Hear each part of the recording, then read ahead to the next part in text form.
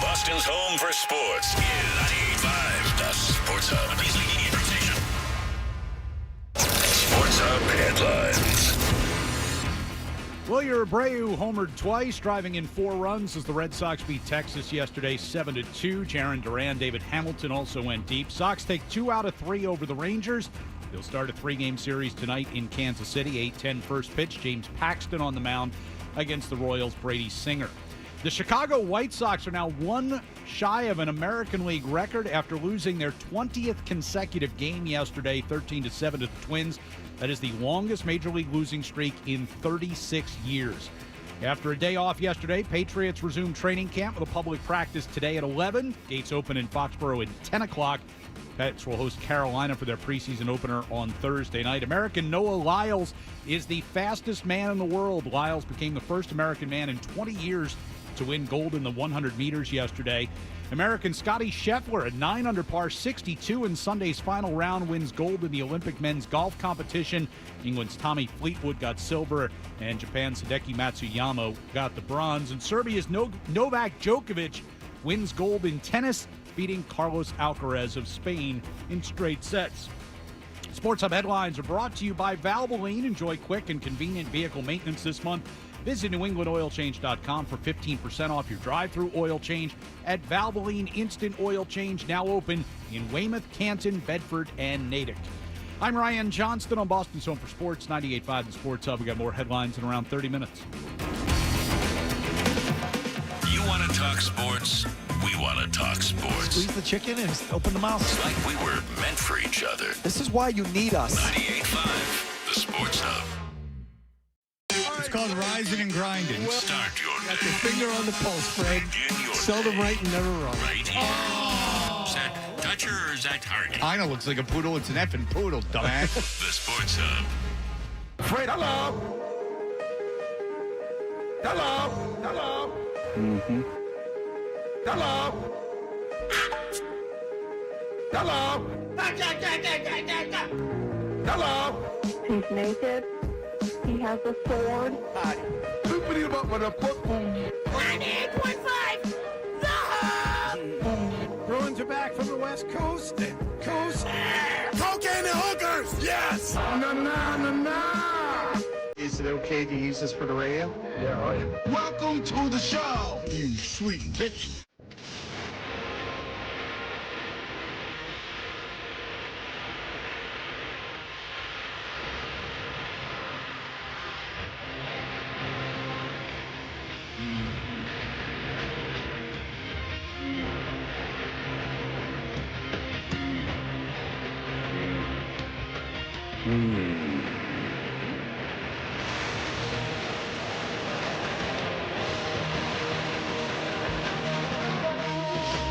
Hey, good morning, everybody. Good morning.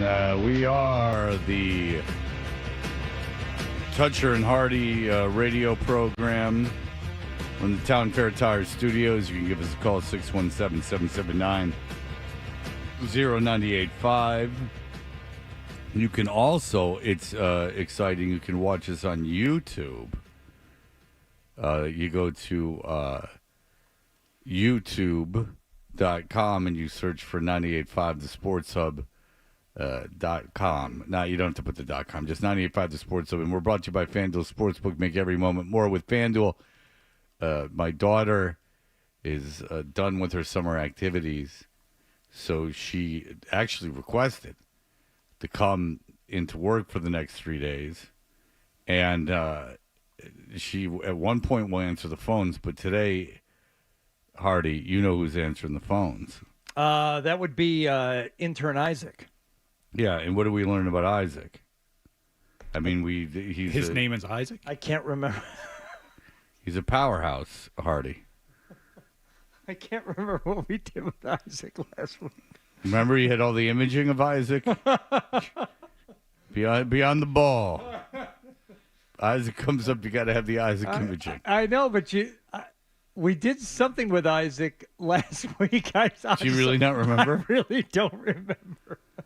Remember, you asked Isaac the questions about the worst thing he did in high school, and Oh, yes. Intern Isaac last week, and then we were doing like a getting to know you segment with Isaac. Someone had a lost weekend. It's very.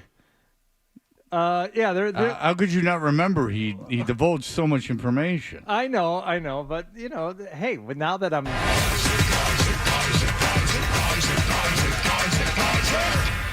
Yep, that's me. I'm back from my long weekend. Yes, I do remember, and the high school story about making the iced coffee for the girl that had, I guess I don't want to say spurned his advances, but treated him none too kindly. And then, boy, did he get her back. Yeah. He made her an iced coffee with so much ice. And she liked it sweet with, a lot of cream and a lot of sugar. You know what Isaac put in it? Like Way too much. Way too much cream and way too much sugar.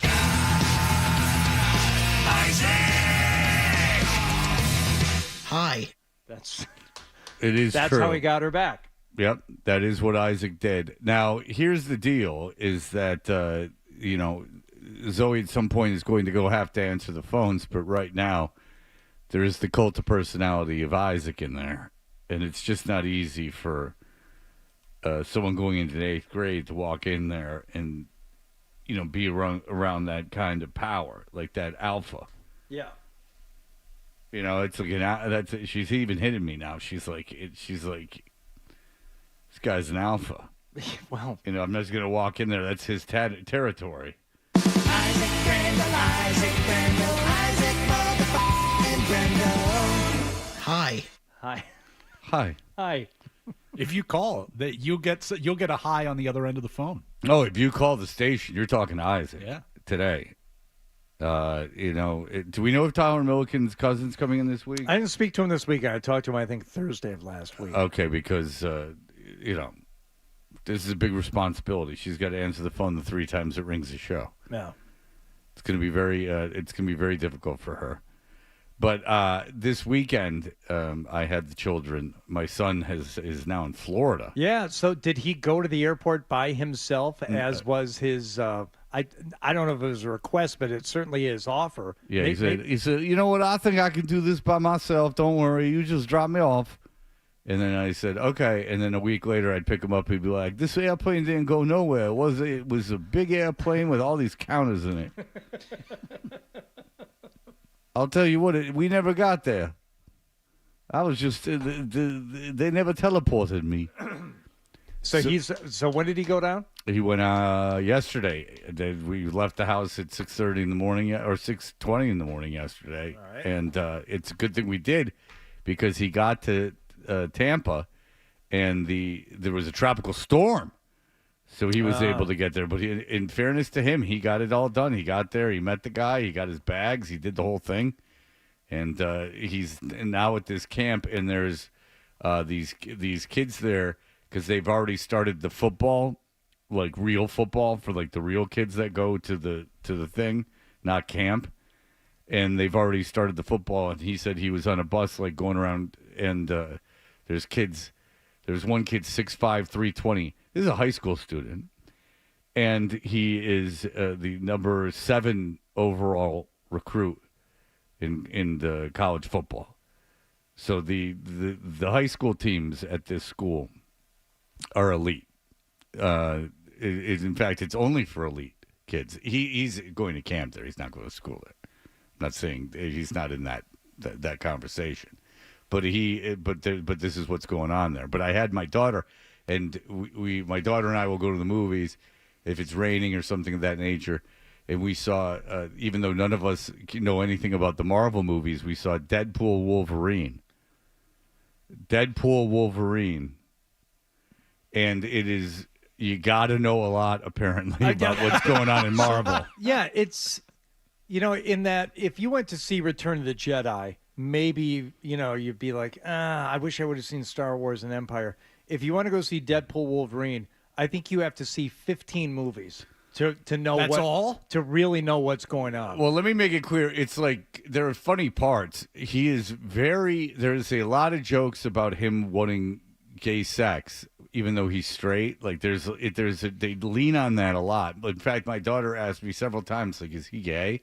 And I'm like, no, because part of the story is he's in love with this woman who is a stripper, which is I'm trying to get Zoe's exposed to, women who have stripped as possible so she has a career after high school or, as soon as she turns 18.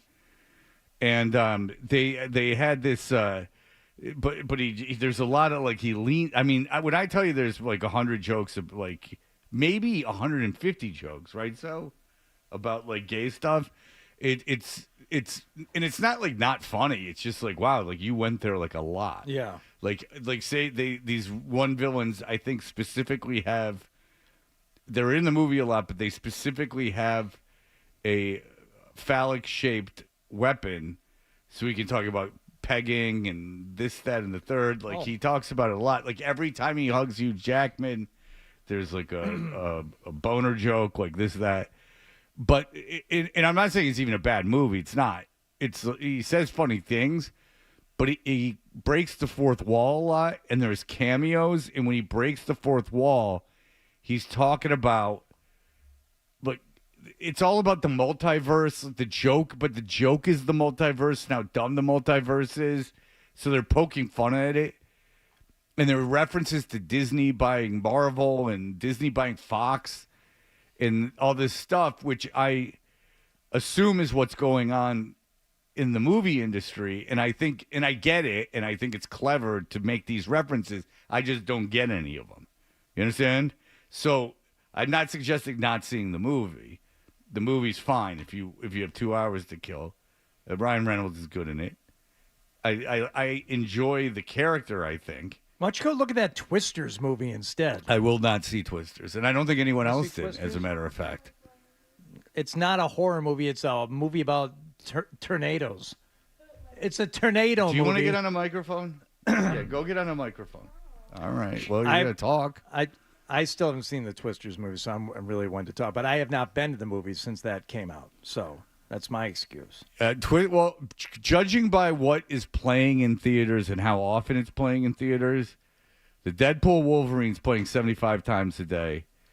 The Inside Out 2 was playing 75 times a day, and they're still showing that Minions movie. Oh boy. Yeah. My daughter and I leaving the movies, there was a showing of Minions coming up, and when I tell you there was adults dressed as the Minions, there were adults dressed as the Minions. Yeah, I believe that. I believe that. There was 10 adults dressed as Minions, and in fact, something happened at the movies that we were at how about the people next to us though? Oh, something happened at the movies that's a break. I just remembered. Don't spill it now. No, it's good. All right. It's good. It's good. All right. So when were you driving home from the? All right. I guarantee you they're not. Go ahead. All right. When were you driving home from the airport? 8:40. It didn't take any time to get to the airport because I take the Ted Williams tunnel. I believe. Right. Whatever tunnels I take, they're open. All right. Because you said you were going at 6:30. I thought maybe it was a quick drop off. You would have been in the car between 7 and 8. Oh, I heard the golf show. You heard the Sports Hub Golf Club? I did hear the Sports Hub Golf Club. Fred, what'd you think? What'd you think of the show? You were playing. First time ever. First time you've ever heard in 12 years. No, that's not true. I thought it was xenophobic. I mean, you were playing a lot of French audio. You should have heard this, Ryan. He couldn't have hated the French more. You just naturally assume I didn't hear this? Yeah, right.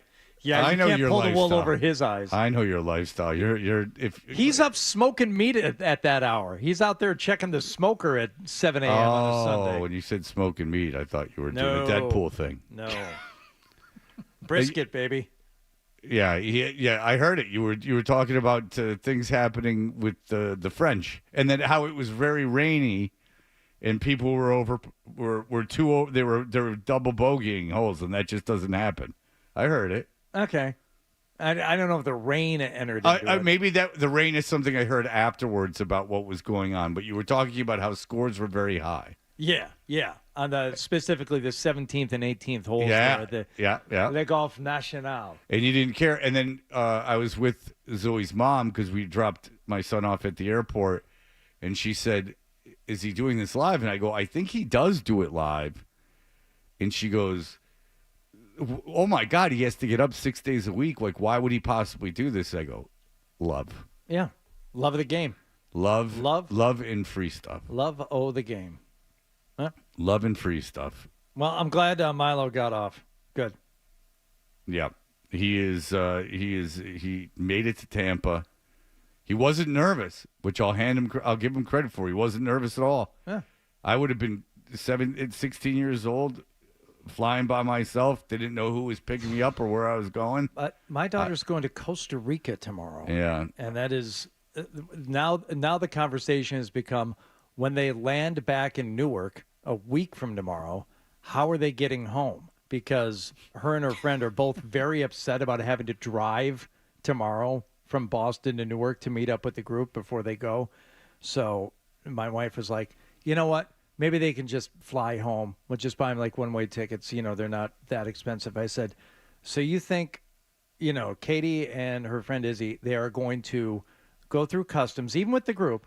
They're going to collect their baggage and then go back through in order to pick up. I mean, it's the trip wasn't set up that way. It's a round trip from Newark, Costa Rica. That's a good point. So they're going to land in back in New Jersey, right, and then check into a new flight on their own with their bags. I'm like, I don't know about that. I have a suggestion. Yeah, lay it on me. I can't. It's a serious suggestion. They could take a cab into the city and take the train, take an Acela back. I'm going to wait and see how much luggage is involved with this trip. Okay, yeah. The packing goes on today, and it always ends up being more. Ponchos alone might have to go into one bag. I'm not kidding. They're like, however many ponchos you think you need on this checklist, bring more. And big boots, because there's stuff in Costa Rica that you don't want to be stepping in or have access to your ankles. Did she have to get shots and stuff? No. Okay. She could surf. Big Costa Rica surf scene. Nah, it's a rustic pathways thing. It's not I don't think it's a. Ooh, I hope they play Rusted Root. Yeah. Oh, boy. Speaking of ponchos. Oh, boy. That band, huh? I knew as soon as we started playing that, I'm like, no siree. This ain't gonna stand the test of time, baby. All right, very good. So my suggestion is, the Deadpool movie's not bad. I'm not saying it's not bad, but the Marvel universe is getting very, very, very, and the joke is how complicated and bad it is. But you've got to know a lot. Apparently, there's a lot to know. And there's cameos that I'm like, I don't know. Like, I don't know what the cameo is. Was the guy that plays Captain America when it was a white guy? Because I guess there's a black Captain America now. Was the white Captain America? Yeah. There was a preview for a black Captain America. I have missed all of this. You're thinking of Shaft. That's a totally different franchise. No, I saw Shaft in the movie Thelma about the 94-year-old woman. Richard Roundtree was in it. I swear to God. Like an 88-year-old Richard Roundtree. It was very good. Oh. But the what was I saying? I forgot what I said. Oh, with the Captain America guy, was Chris Evans also in the Fantastic Four? I don't know. There's so many jokes I didn't get. But it's not the movie's fault. It's my own fault. Yeah, how dare you not see all 38 movies? Well, what I'm saying is, listen, this movie's going to be a huge hit. You know, sometimes you just got to go, like, you decided to go to it, and, like, you don't know anything about this stuff, and that's the way it is. $97 million this weekend. Yeah. That Inside Out 2, Hachi Machi, you see how much that thing made globally? Like $2 billion, and I'm not exaggerating. That Inside Out 2 globally made like $2 billion. Good. My daughter saw it 3 times. Yeah, good. All right, what's coming up, Hardy? Oh, you have to tell me. Don't keep us in suspense. Yeah. Oh, with the what happened last night? Sure. We got some Red Sox to cover. We got a lot of Olympics to cover, including golf. Golf at the Olympics. I'm getting emails from a guy complaining that we're not talking about enough Olympic golf, and he's not being sarcastic. Yeah, Josh Finney, right? I got an email during the golf show yesterday. Very good. Yeah, and you probably heard it. I heard it when I read his email at the end of the show. As you know, No, I was out of the car by the end of the show because the traffic was very light. But I did hear the golf show. You can't say the golf club was not heard. You were going to try to catch me in not hearing it. Yeah, but I had heard it. I listened to my guy Hardy's show. I appreciate you. Yeah. Finally on board. Yeah, Red Sox Olympics. That's it. All right, we'll be right back.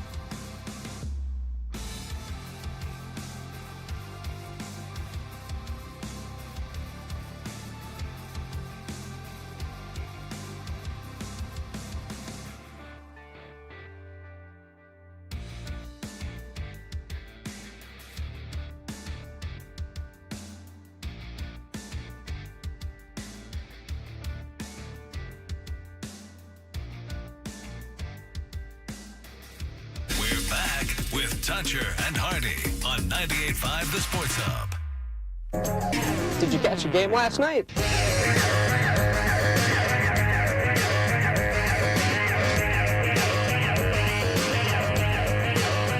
Hey, we are Toucher and Hardy, and I don't want to get everyone in a frenzy, but I'm obligated to tell you something. Isaac's answering phones, so you can call him at 617-779-0985. One of my guys from Hofstra who I've lifted up and brought into the fold. Say my name. Say my name. Isaac. When Isaac gets into the Rock and Roll Hall of Fame as well with Arthur P., who is actually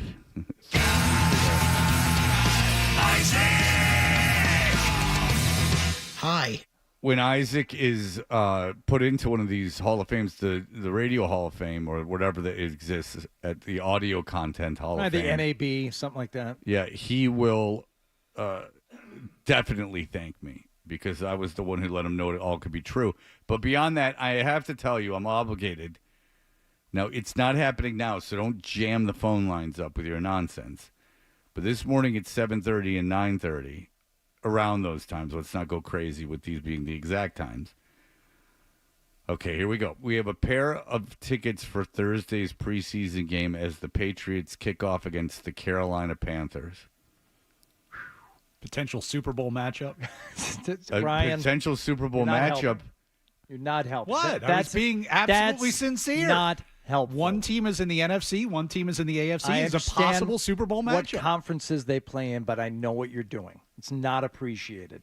Fred, please continue. And let me apologize for Ryan. It's at least 3 or 4 wins between those two teams combined. Well, the over-under... Well, listen, there's people that are telling... There's guys who cover the Patriots are saying 7-8 wins. Saying, where are you seeing that? Really?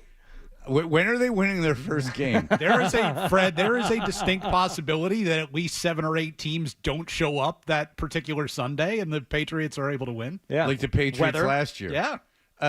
When they didn't show up in week 17. Did you... Could be another pandemic. week You never 18. know. Stop that. If there is another pandemic, I'm not doing anything anyone says. I got news for you. Everyone that was so crazy, I'm on your side now. But I'll tell you this, is that you tell me, I don't want to go through the schedule, but you tell me when they win their first game. Because their schedule is ridiculous to start the season. They're not winning any games. They're not look, the Jets suck, but they're not beating the Jets in New York. Even if Aaron Rodgers isn't healthy, I find it very difficult for them to believe that they're winning a game. Okay. Early in the season. Aside from the Panthers matchup Thursday night, I don't know what the line is, but I'm leaning Patriots at this point. I got a lot of money I'm going to bet on preseason game number 1. Patriot. Okay, at Bengals. Yeah.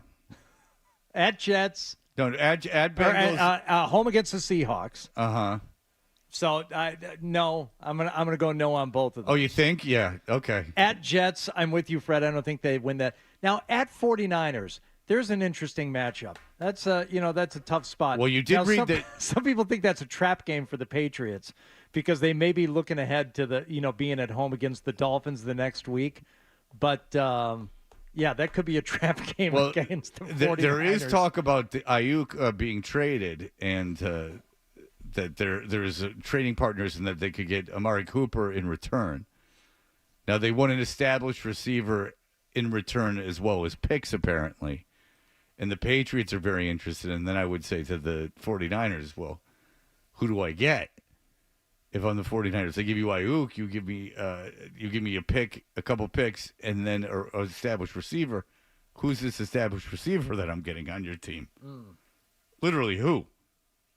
Who's replacing him? Yeah, then you have Miami, and then you play Houston. Then you play Jacksonville. Then you play New York again. Then you're at Tennessee and at Chicago. I mean, I haven't given you a bad team yet. Then you play Los Angeles. Then you're at Miami. Then you play Indianapolis. Every team you play for 13 weeks is solidly better than you. At Cardinals on December 15th. And that's after a bye. So you're probably hustling there. You pick up a win there. Then you're at Buffalo. They could be, look at Buffalo's season could be out the window by then. I'm not kidding.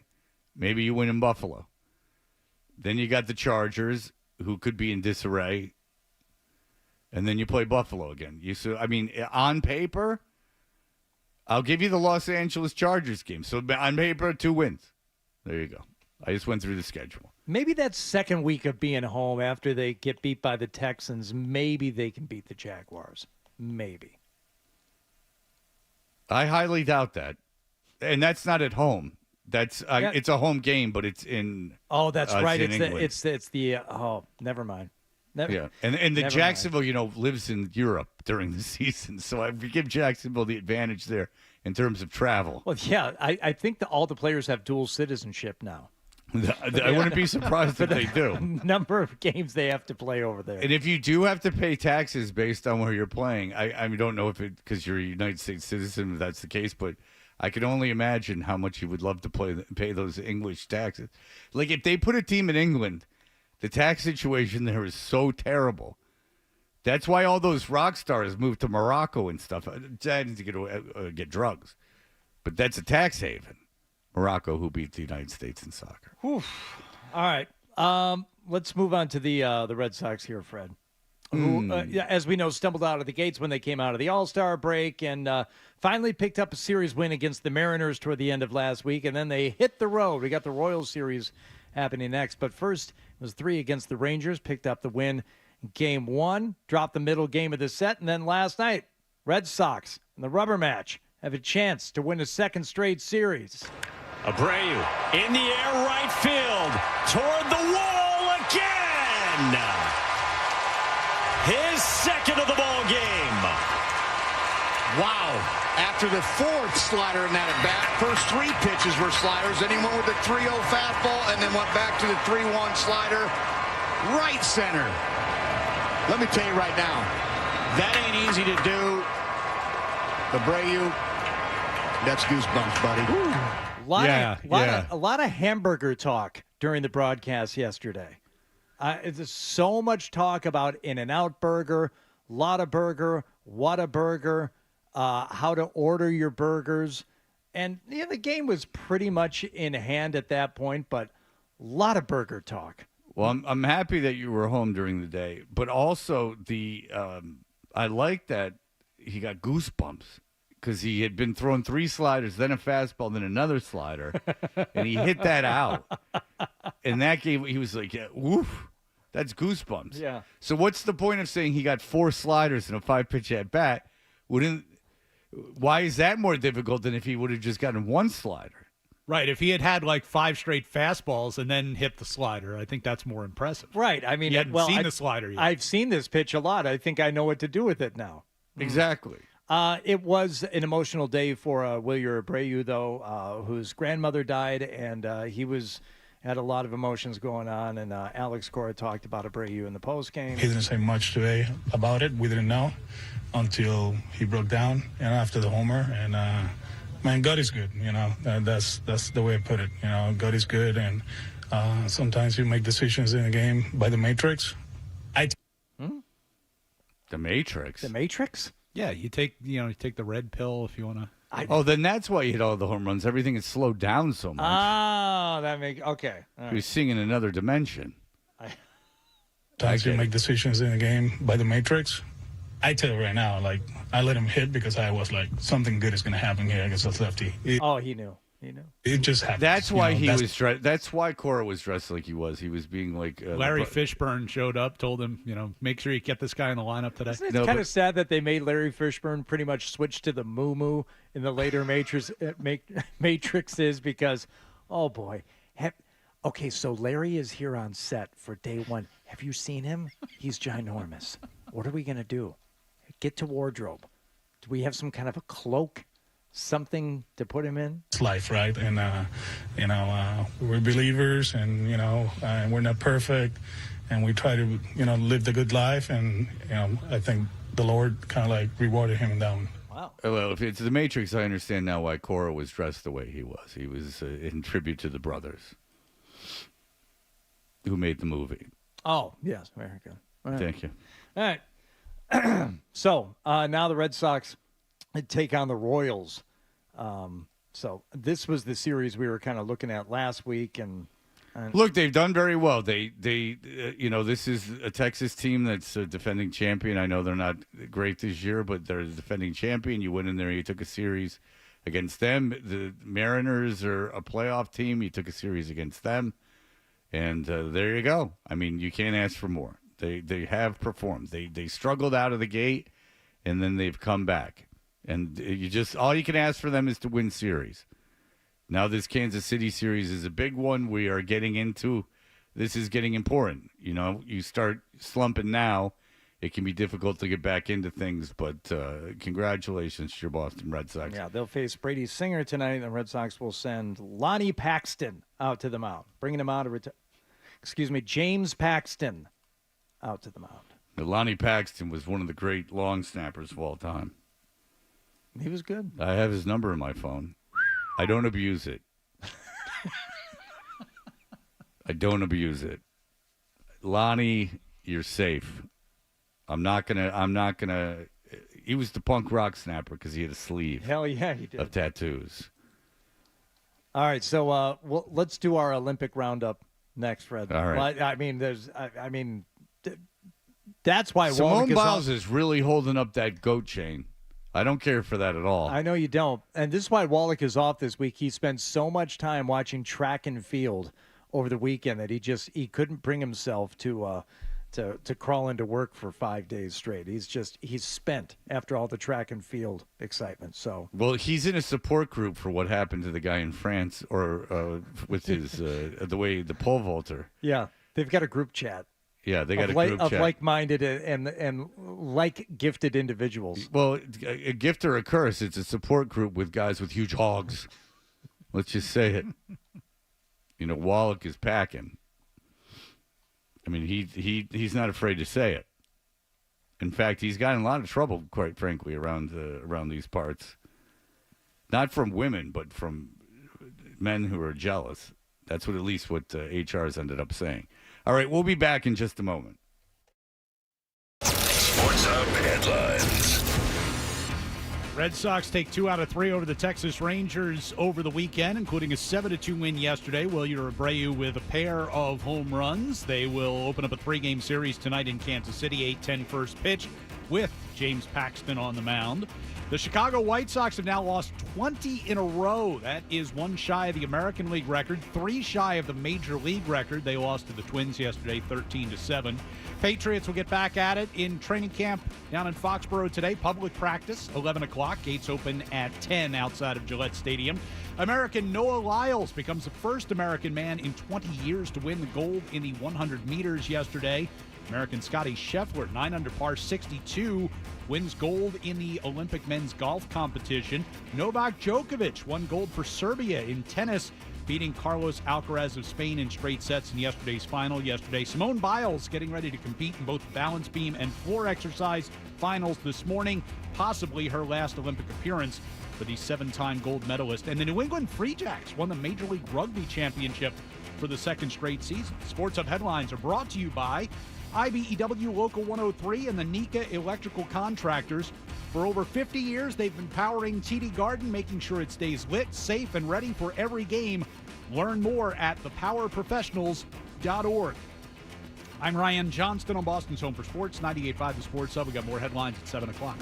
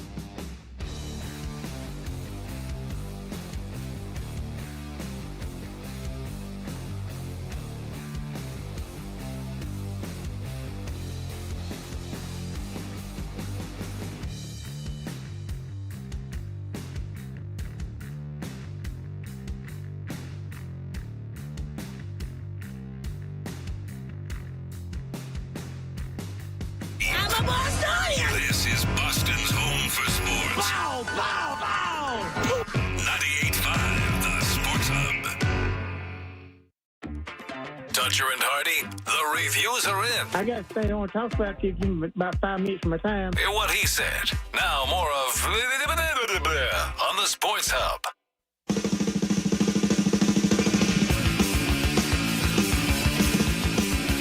Hey, we're Dutcher and Hardy, brought to you by FanDuel Sportsbook. Make every moment more with FanDuel. Just real quick, we did a thing about very special episodes, and you focused very heavily on All in the Family and all the terrible things that happened during that show. I'm not sure those were very special episodes, except for horrific things happening to people. Carroll O'Connor, when he played Archie Bunker, any idea of how old the gentleman was? Any idea of how old Carroll O'Connor was? This is like a Wilford Brimley and Cocoon situation. It's a lot worse. Is he like 40? He's like 44. Oh. That's unbelievable. Yeah. Not very young. Like 44. Like, so, yeah. When did All in the Family, he was born in 1924. When did All in the Family start? Let me see here. All in the Family. All in the Family. 1971. So what did I say he was born? He was born in 1924, 1971. 47. He was 47 years old. Man of 47 years old, Carroll O'Connor. With the adult children and the bald head and the paunch and the racism. Younger man than me. Very good. Don't smoke, kids. Don't smoke. Gene Stapleton played his wife, was 44. Yeah. That's not good for either of them. That's not good for either of them. All right.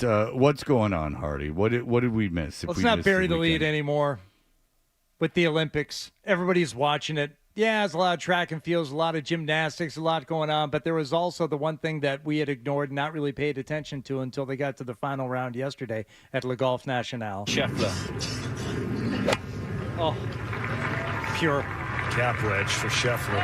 Oh, you got to hit that cap wedge. No, it's a gap wedge, probably about 50 degrees on that sumbitch. No, you hit the cap wedge, which is you get cap. drunk and then your wife hits you with a rolling pin. No cap. Oh, dialed in. And that will be a tap-in birdie for Scheffler. It's going to get him to 17 under par. So he started the day a couple of strokes back, but he birdied 3 out of his first 4, I think. I mean, he was just on fire, Fred. I didn't care about this, as I said yesterday morning, until I realized, we got John Rahm, we got Xander Schauffele, you got Scotty Scheffler, and there's a debate. There's a debate in golf right now, Fred, who the golfer of the year, who the player of the year should be. Yeah. Yeah, And I got my theories. Well, Xander Schauffele's won 2 majors. Yeah. Scotty Scheffler won the Masters, but he's also won several other tournaments. The only wins for Xander Schauffele this year are the majors.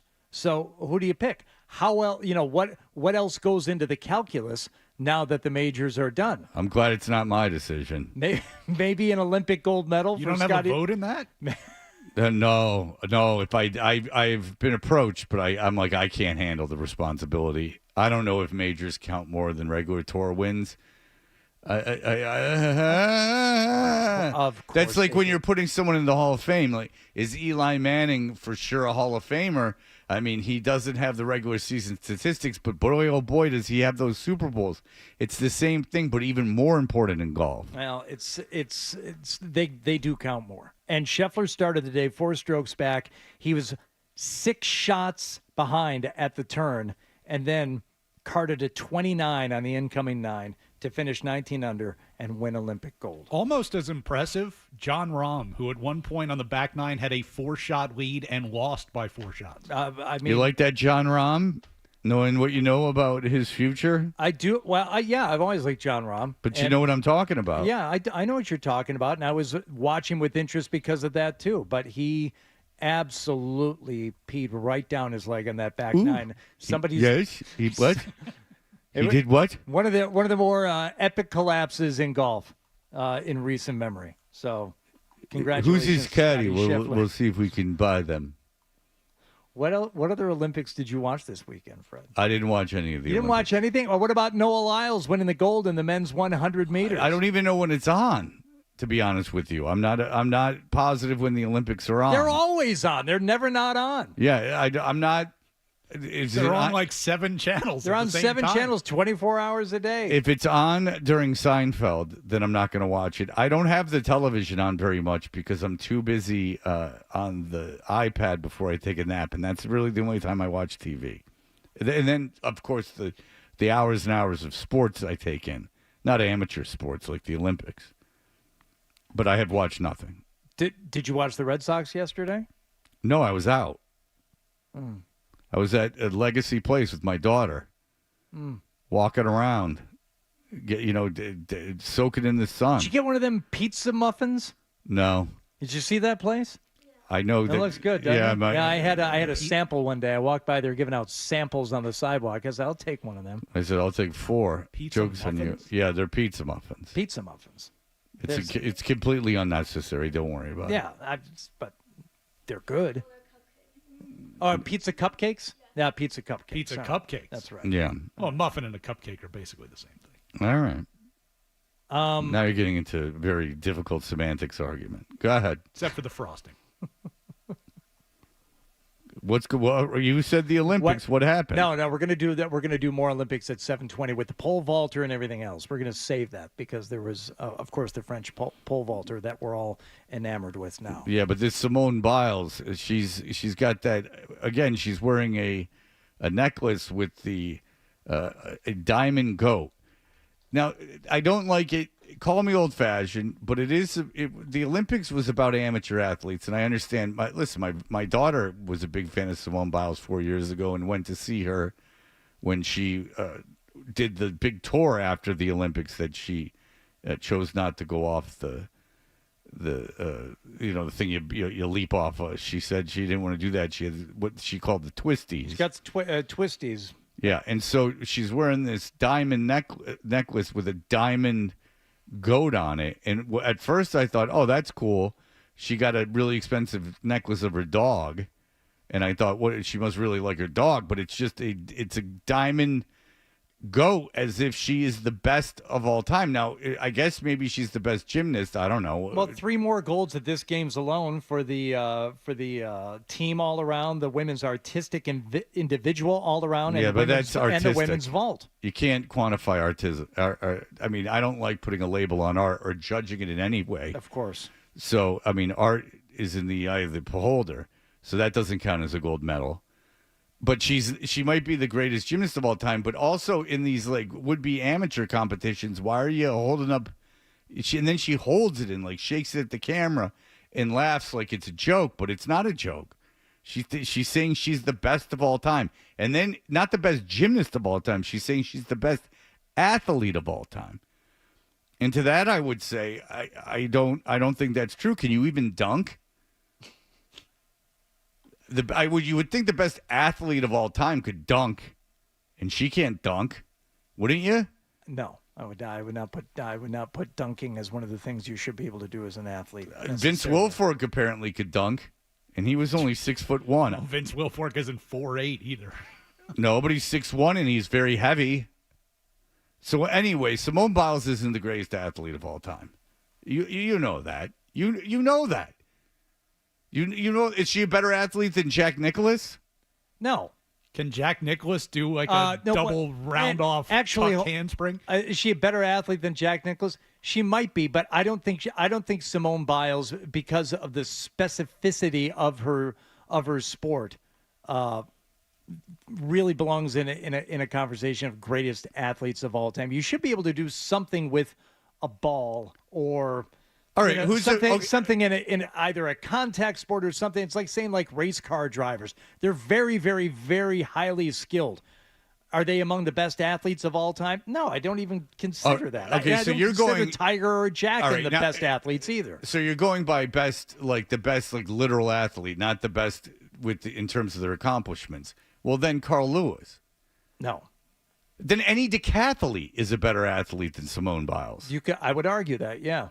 Well, Carl Lewis is a better athlete than Simone Biles. He'd beat her at everything. In fact, I bet you if you trained, He would not beat her at gymnastics. I'm not positive you didn't get in some events. I bet you would. In the uneven bars, you would if you taught him how to do it. This is going to sound like I'm kissing up to Ryan Johnston because he's such a puckhead.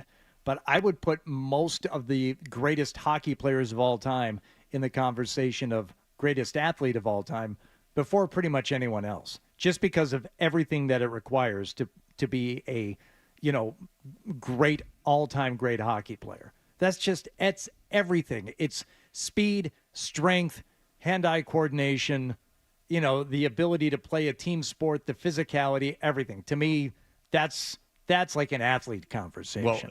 Well, I'll tell you this. If you've ever seen prep basketball players that have a chance of going pro or high D1, that's athlete. I mean, those are the best athletes in the world because they have a required, like almost unnatural spring to them.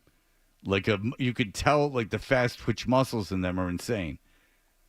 But then again, the two best athletes I've ever seen in person, and I will go on record as this, are Barry Sanders and Shohei Ohtani. Shohei Ohtani puts on a show. He's big, strong, fast. Shohei Ohtani. Go see him in person when he pitches if you can. Shohei Ohtani, that's somebody in the conversation. Anyway, but so in any way, shape, or form, she's not the best. Maybe the best gymnast, but I don't like. I mean, if someone was holding up like a diamond go to themselves like all the time, that wasn't Deion Sanders, you'd be like, what the hell? Boy, these women can't stay on this bar. And they're lucky they don't have balls on them. More like because unbalanced beam. they keep the thing keeps landing between their legs. Yeah, ouch. Well, I don't know if it hurts for a girl. Probably not. We're gonna talk about the men's 100 meters and the pole vaulter and everything else. 7:20. And the guy who's big old hog hit the pole. Spoiler alert. My bad. Stick around till 8:30 so you can hear about the guy's hog that hit the pole. All right, we'll be back in just a moment. There is, if you want me to tease something, a legendary band has now called it quits. Mm-hmm. You'll never be able to see them again, no matter how hard you try, unless you're a corporation that offered them a lot of money. We'll be back. You're listening to Touch.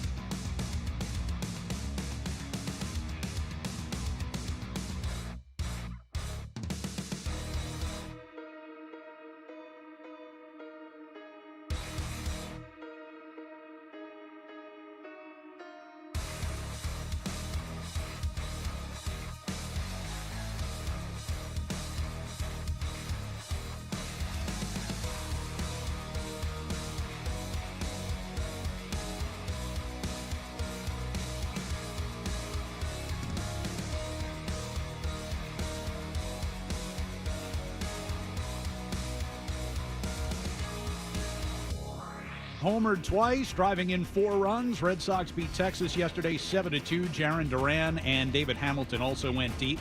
Sox take 2 out of 3 over the Rangers. Now head to Kansas City to open a 3-game series tonight. James Paxton on the mound against the Royals' Brady Singer. After a day off yesterday, Patriots resumed training camp with a public practice today starting at 11. Gates open in Foxborough at 10 o'clock. Pats will host Carolina for their preseason opener on Thursday night.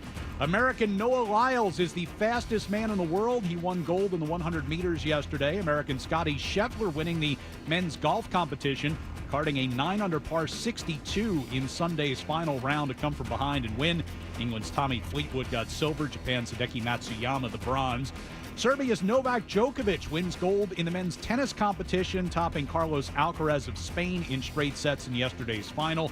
U.S. women's basketball team won its 58th straight game, beating Germany yesterday 87-68. They'll play Nigeria in the quarterfinals on Wednesday. Sports Hub headlines brought to you by L&F Electrical Services. Don't spend another summer suffering from the heat. Have a mini split system installed by L&F Electrical Services and keep your home cool in the summer and warm in the winter. Visit lfelectricalservice.com. Proudly veteran-owned and operated. That's lfelectricalservice.com. I'm Ryan Johnston on Boston's Home for Sports, 98.5 The Sports Hub. More headlines in around 30 minutes. Get the app. There's the potential there for big stuff. 98.5 The Sports Hub app. Get the app.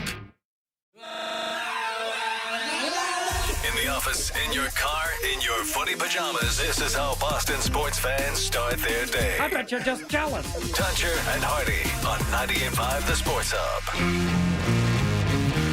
Hey, we are Toucher and Hardy, brought to you by FanDuel Sportsbook. Make every moment more with FanDuel. And just a reminder, we are on YouTube.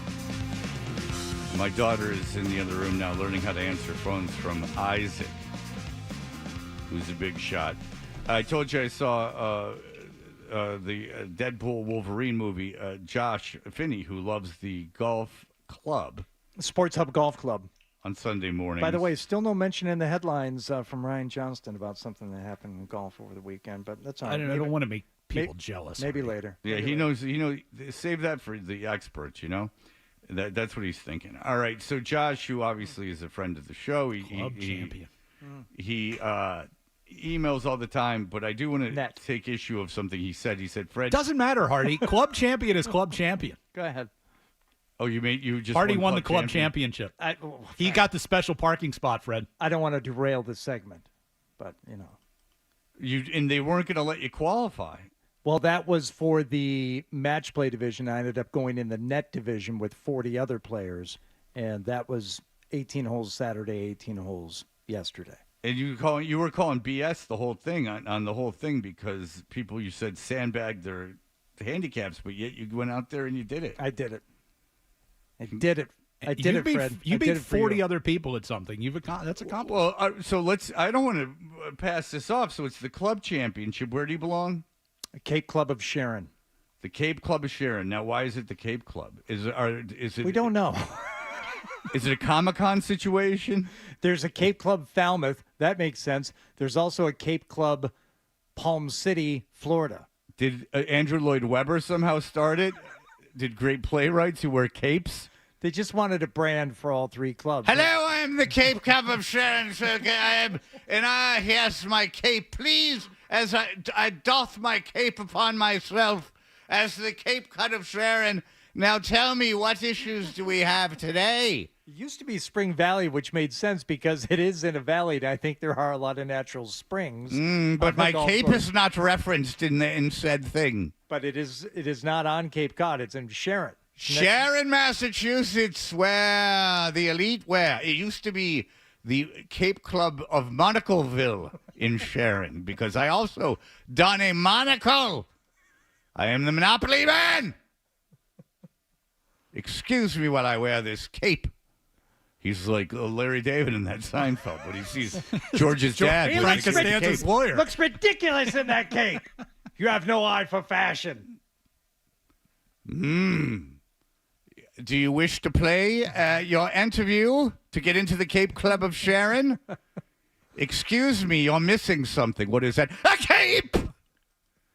Please don a cape and at least a top hat and tails. It's not that type of club. You do have to wear an ascot in the clubhouse, but otherwise not so you stuffy swing. at all.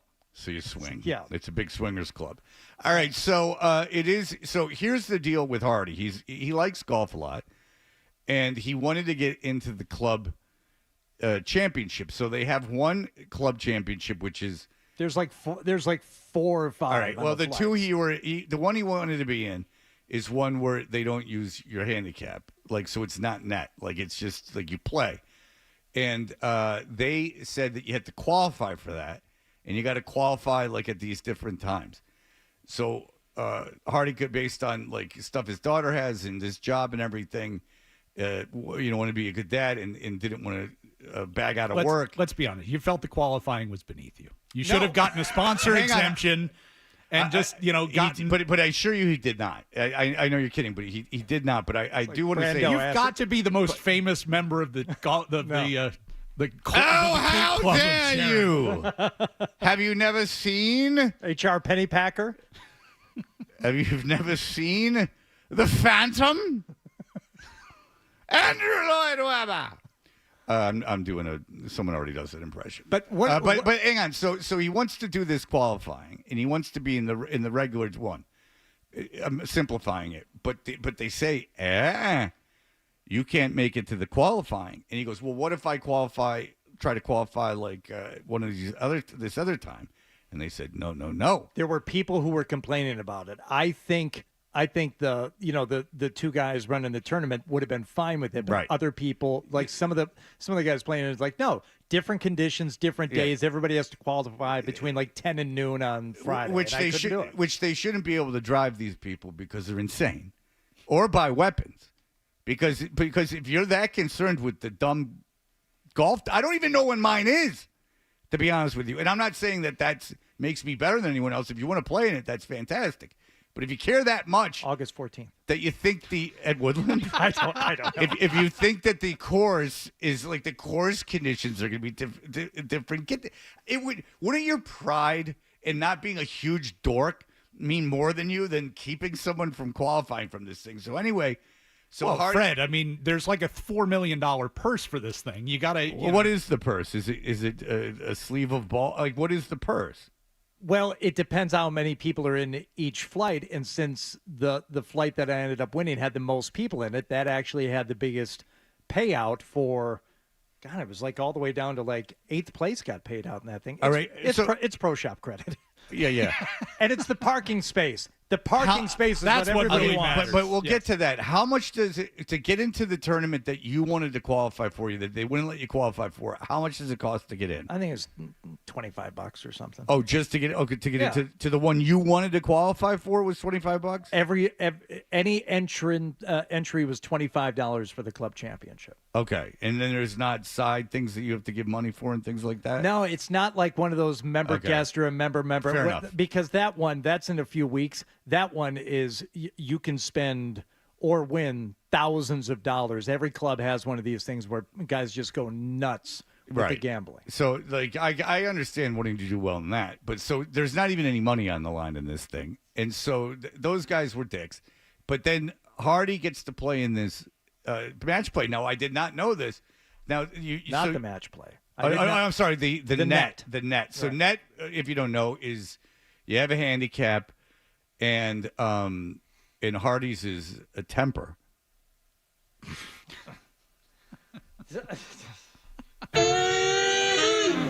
So you have your handicap is like how many strokes over. It's whatever. It's complicated, but you get that.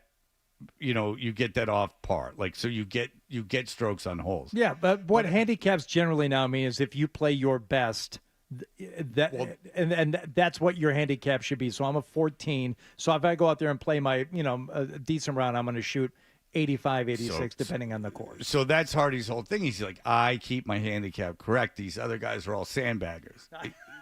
Not all of them. No, but he said there's sandbagging, like, or his concern. Every club. I'm not insulting the members of your club in this. I was with the other thing. This one I'm not. But just in general, like, our handicap's correct. Who cares? Like mine, I don't know. Like, it's just I put scores in. So anyway, So he was concerned about all that, but I did not know that it was this weekend, and I did not. Tell me, take me through everything. I'm not gonna, do the blow by blow. But number one, the match play that I wanted to qualify for, I had predicted if I drew a certain guy in the first round, he would have beat me 9-8. That guy in his first round matchup won 9-8. I'm like, it's just as well because my championship weekend would have been over after 10 holes on Saturday. Oh, then could you're you just imagine? standing around the rest of the weekend. It's like I want to play golf. I mean, what am I going to do? I'm out at 10 holes. So instead, played in there was a men's net and a men's senior net, and I thought I was going to play in the senior net, 50 and over. And then the two guys I was grouped with on Saturday, they're like, no, we want to play in the other one because those are the tees we're used to playing. I'm like, yeah, I don't want to go up to the whites. Let's play the blues. And I'm like, oh, okay, I wasn't planning on, but let's do that. So yeah, they were also doing a Stableford scoring system, so it gets a little more complicated. Certain points for pars. The Stadlerford scoring system is that you just eat a lot. Birdies, eagles, Craig Stadler. His son was also a decent player. Anyway, 87 Saturday, put me in a tie for fifth, and then... So 87, you were over 3 net. 3 over net? 1 over net. Yeah, I was 1 over my handicap. I'm 14. Oh, okay. And then... So Sunday, I'm like, okay, I got a chance at this, especially with the Stableford scoring. And, I just, can't make, dumb mistakes. Hopefully make some pars on holes where I'm getting strokes and stuff like that. And I did. And I played well on the back. I shot 40. Nervous? Very, very. But I settled in just in time to make the turn, shot 40 on the back, turned in an 85, and ended up winning by 2 or 3 Stableford points. So 87-85, right there in the heart of where, if according to my handicap, if I play well, that's what I'm going to shoot. 86, 87 first day, 85 Did second. you, when you made the final putt, did you throw your hat in the air and raise your hands in victory and then use your putter as a sword? Everybody was so concerned, as was I, about the big match going out on the course, which was still finishing, and that, of course, is the men's match play. Cole Vaca versus Matt Mackin. Mackin had a what? Is Mackin one of these dicks that didn't want you to qualify? Mackin is the other scum? No. Okay. These guys are these are the studs. These are the real golfers at the club, Yeah. and they went to 18. Mackin's one up. These are the guys that you would let bang your girlfriend. Whatever they wanted. They had to come in here and take over this show right now. Please do. All right. Vaca won 18. They went to extra holes.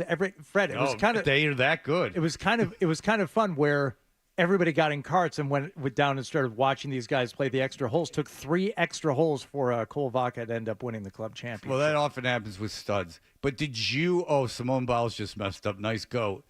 Try staying on that. Try staying on the beam next time, honey. But did you feel like you were being overshadowed? Did you feel a little sad? Not at all. But people were saying like, "Hey, Hardy, did you win it? Did you win?" I'm like, I don't know. And it wasn't until we got in and that match was done, I went up to the locker room, and then one of the assistants came up and said, "Robert Poole, are you still here?" I'm like, "Yeah." And he goes, "Congratulations!" And he shook my hand and said, "You got to come down and and do the Yeah, what did you say in your speech? At what point did you thank God? I did none of that. I was wearing a goat necklace though, and I took that out and I just walked around and showed it. Well, I mean, who's not taking great pleasure in Simone Biles completely? And then he was presented with the green cape. The goat's not even going to medal in the balance beam, and I got to think that's the easiest one out of all of them. It's just a beam. I mean, I could walk on that thing, no problem at all. Just a big hunk of wood. It's a big old hunk of wood. Simone Biles, more like Simone Piles of garbage. She's like the Red Sox. They can't stay on the beam of contention. Thank you. Matt McCarthy. Ryan Johnston. time for the old headlines in 20 minutes. When you do the headlines, let's hear about how the Sox are going to trend them. All right, we'll be back in just a moment. Evan Lazar was at Patriots Oh, camp. yeah, that's right. We got Evan. Mike Lockhart was out there. If you want to read Mike Lockhart's thoughts on it, they're up at 985thesportshub.com. Nice. Here we go. Toucher and Hardy.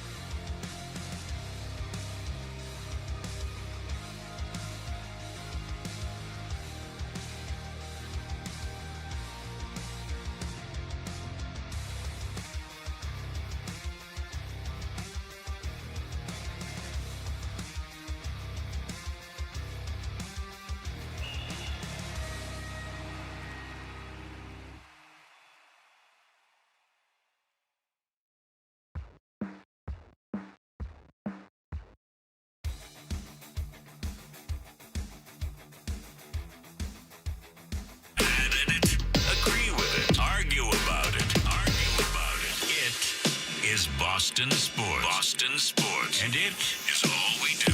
98.5, the Sports Hub. Is elongating. Weekday morning. Here goes Hardy. Toucher and Hardy. I no longer love things. Let's go. Let's ride. 98.5. Like, let's roll the dice. The Sports Hub.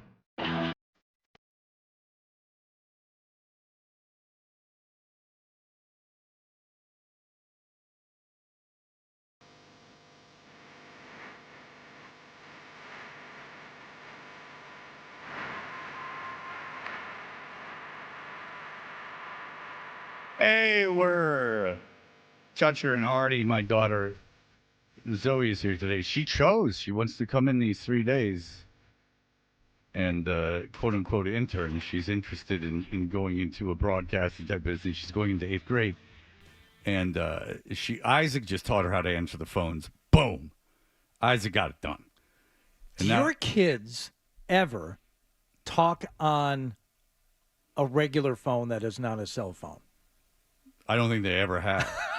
I mean, maybe when my daughter was little, but I don't think my son has ever spoken on a telephone.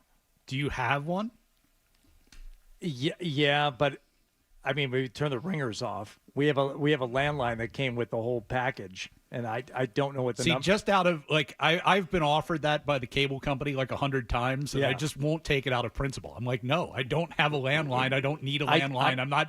I don't care if it saves me money on the bill. I don't want a landline. I don't know what the number is, and I haven't heard it ring in months. Yeah, we had one for a while because our security system at my old place used to run through the phone. Like, it needed the phone to call through. But now she's with young Nicholas. Oh. Learning how to cut audio, cut video. It's very exciting. She's with young Nicholas. She's shaking her head that it's not very exciting, but here she is. She wanted to come in. No, she is. She's going to learn. And young Nicholas will teach her. Young Nicholas will teach her. They're in another room. In our room. Right. Yeah. They're in our room. Instagram. Yeah. There you have it. You're. I should be saying, it should be. No.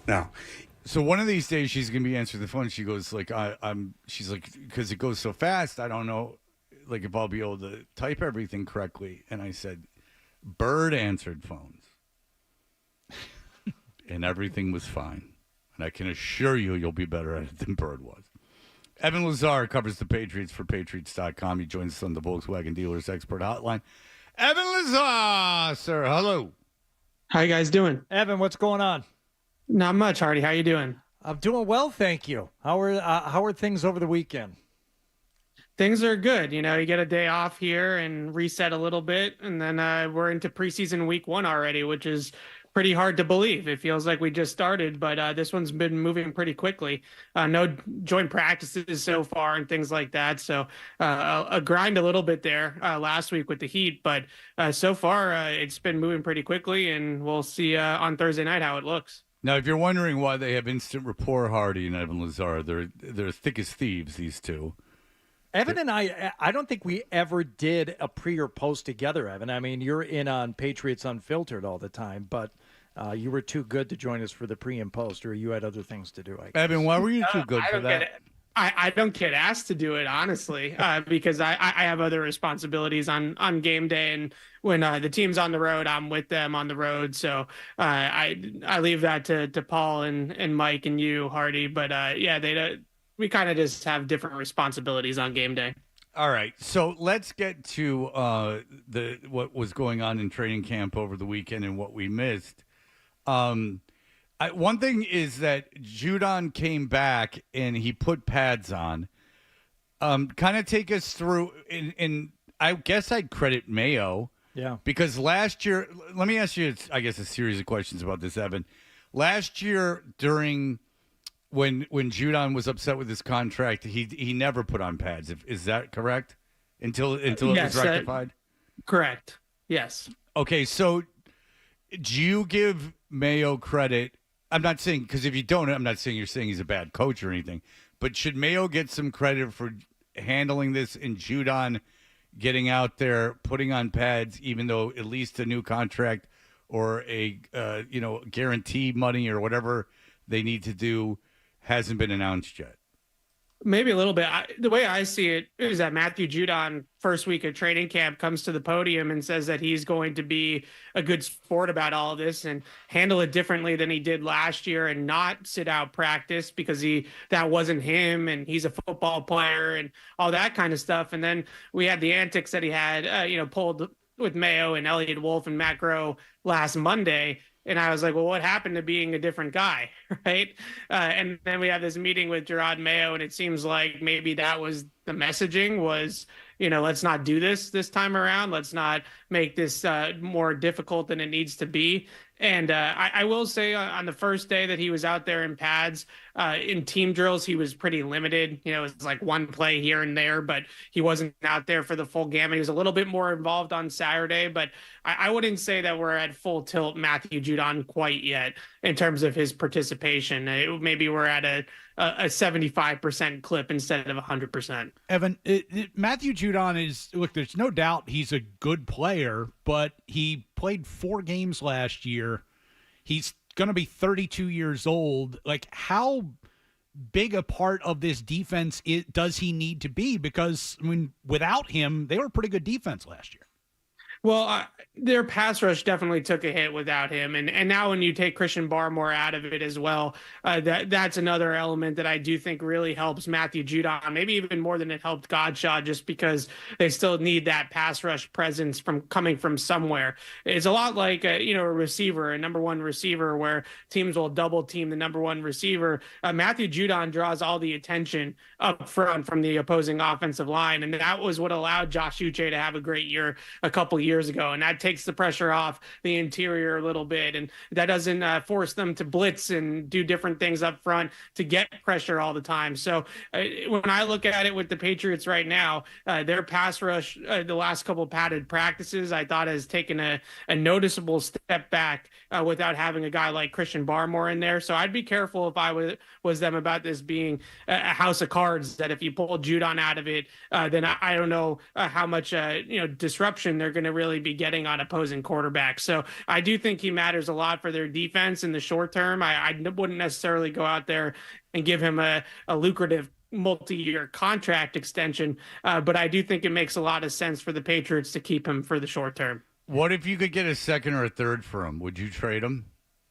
I would trade him simply because I feel like he's not going to be on the next really competitive, great Patriots team.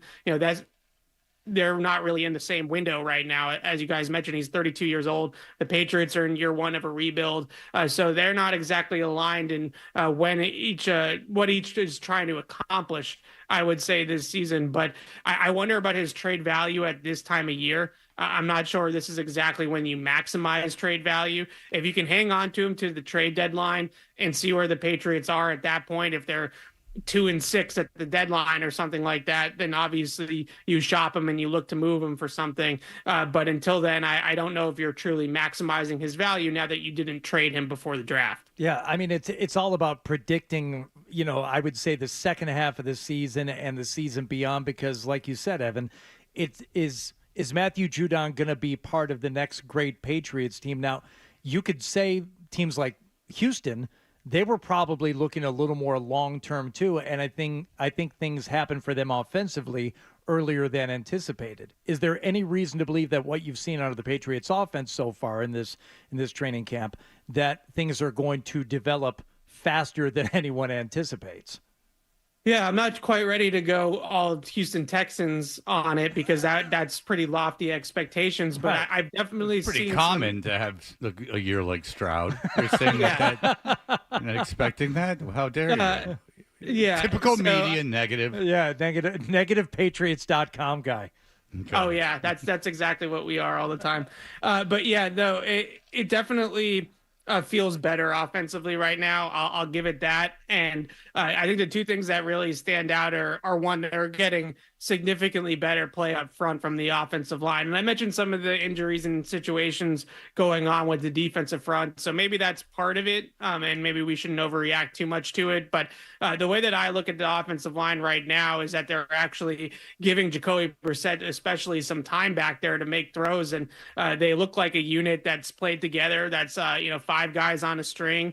It seems like Scott Peters, their new offensive line coach, has been hitting the ground running and doing a good job there so far. So if they can get a better than expected performance out of the offensive line, then that obviously makes everything else a lot easier for the offense. And we did see some pushback from the offense over the last couple of days. Gerard Mayo said it himself that he had to challenge the defense or kind of wake up the defense in between Friday and Saturday's practice, because on Friday, Jacoby Brissett kind of took it to the first team defense a little bit in 11-on-11. So I've been impressed with Jacoby Brissett. I think he's done exactly what they've asked him to do in terms of all the different elements of why he's here, mentorship, holding the bridge quarterback type of deal right now. And he's played well. He's aggressive. He understands the system. I've been impressed with him, and I don't think that if Drake May wins this job at some point, it's not going to be by default like it was with Cam Newton and Mac Jones in 2021. He's going to have to take this thing from Jacoby. All right, let's talk about Drake May. It's going to be the story of preseason. First of all, how does he look?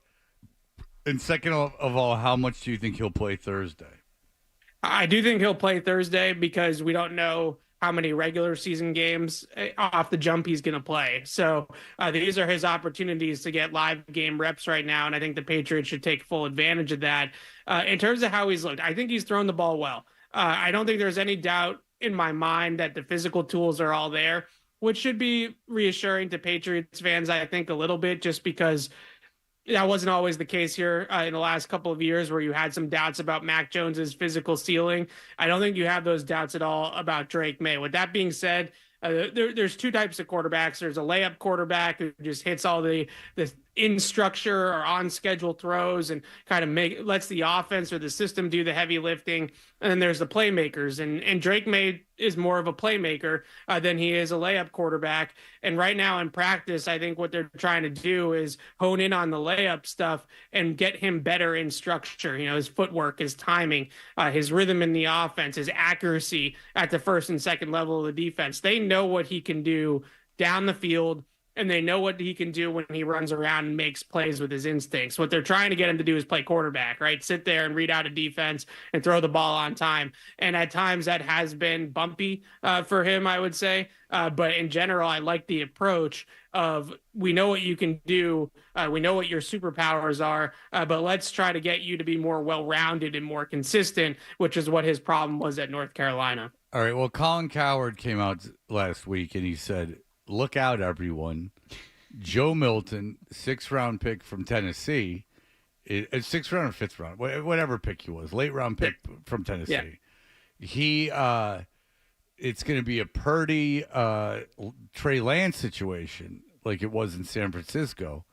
Joey Milton, he's going to start for your New England Patriots.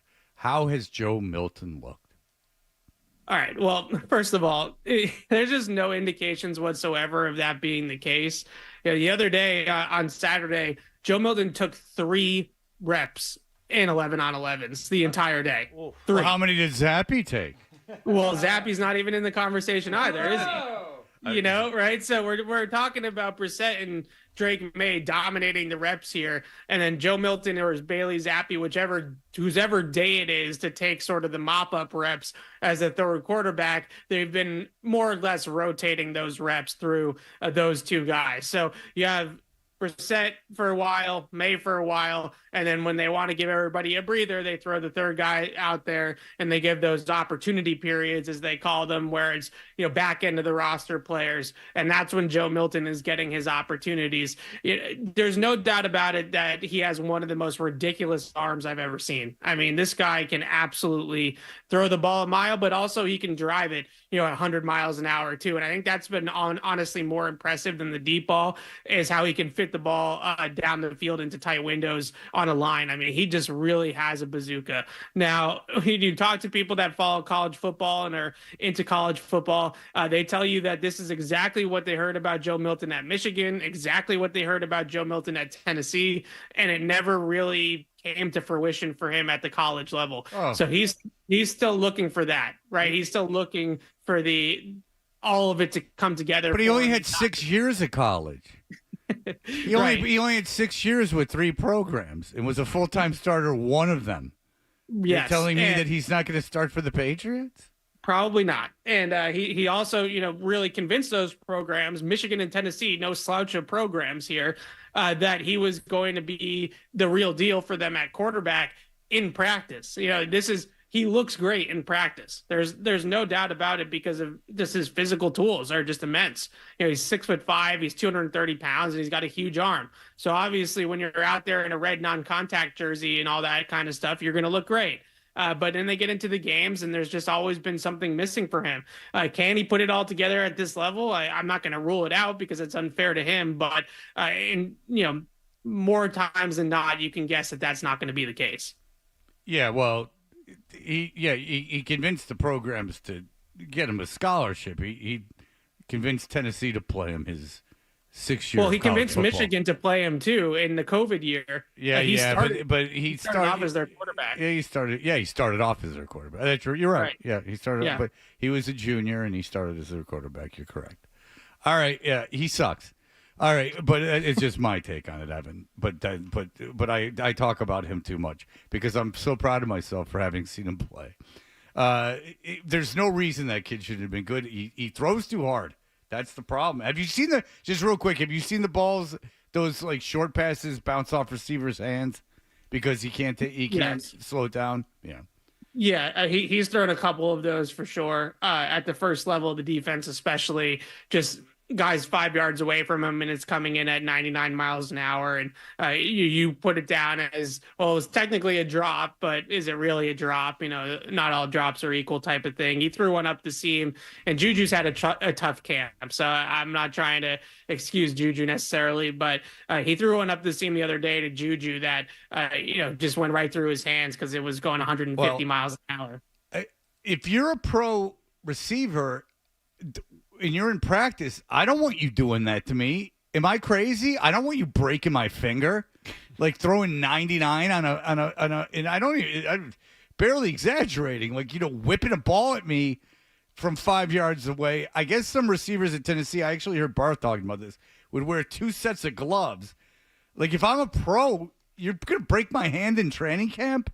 Am I out of my mind, or you probably don't think that's what's happening, right? No, I don't think you're totally out of your mind because I can't imagine that that's a fun situation to be in. And it's definitely the knock on him that I have right now, other than the fact that the way that they would have to call plays and stuff like that. And this is true for any quarterback to an extent, but they would obviously have to cater things to him in terms of his skill set. Yeah, they couldn't throw. But the biggest thing I would say would be that, touch and just taking a little bit off the ball, but throwing with touch, and having those pillowy throws at the first level or layering a throw in there instead of just all gas, no brakes. That's definitely what's holding him back at the moment. All right. Well, great stuff. Evan Lazar, Patriots.com. We always love having you on. Ryan Beaton got you because he's producing the hell out of the thing. Thank you, Evan. We appreciate it. No problem. Anytime. All right. When we get back, the Olympics, Simone Biles failing miserably. But beyond with her goat necklace. They're showing the goat necklace. Yeah. You're the goat. Not anymore. You failed. You didn't even medal. Whoop. But 3 gold medals already in this Olympics. And then if you're the got goat, a chance at another one this morning. And if you're the goat, you finish in the top 3. Let's be honest. I'm not joking either. She bugs me. There's something in this Olympics conversation about bronze medalists and their happiness levels compared to the other ones. And what I bet you would find it fascinating. I would, and I bet you an Olympian is very happy that they didn't win a medal because of the way that they did not win their medal. And I'm not joking. More legendary than winning a gold. Well, I mean, John Wayne Bobbitt made some money in the industry, and he couldn't even perform. All right, we'll be right back. Sub headlines. Red Sox take 2 out of 3 over the Texas Rangers.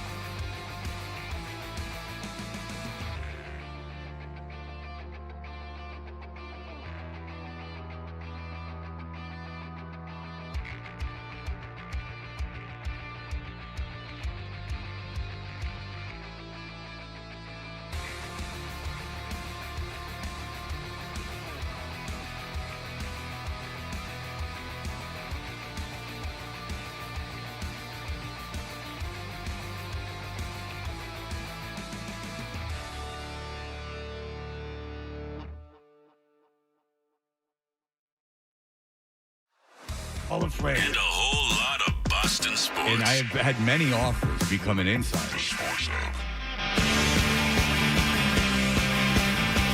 Hey, we're Toucher and Hardy. Ryan Johnson is here for John. That's why the show sounds better.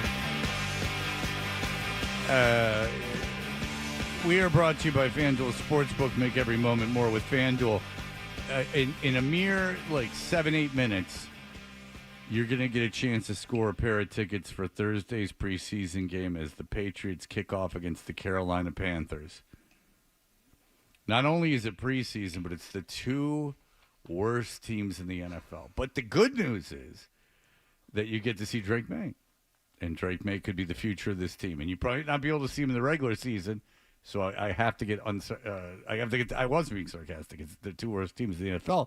But nonetheless, you get to see Drake May, which might be interesting. Now, Hardy, the Olympics are going on. We just saw Simone Biles, who holds up this goat necklace of hers.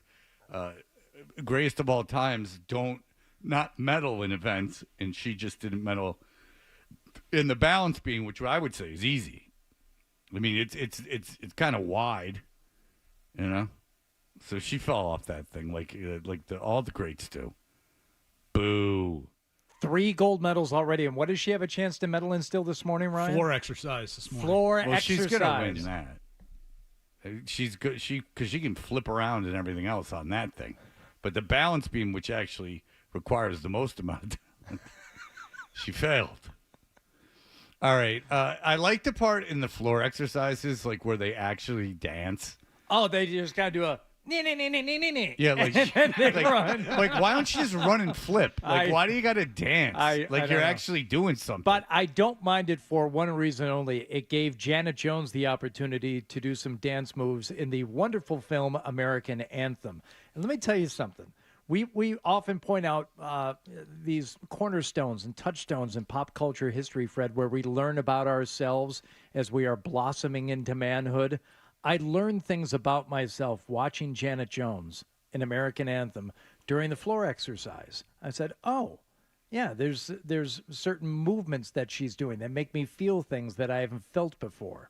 So if there apathy, if there weren't the opportunity to do a little bit extra in the floor exercise, they would not have portrayed that in the movie, and I would not have learned what it means to be a man. Well, that had to have come out after the 84 Olympics, right? It was 86. Okay, because Mitch Gaylord was the star. He was kind of the star Janet of the 84 Jones Olympics. was the star. What an odd name for a gymnast. So anyway, how dare you? I just said it's an odd name. Not everyone's named Gaylord. The Lord of the Gays? Gaylord Fokker.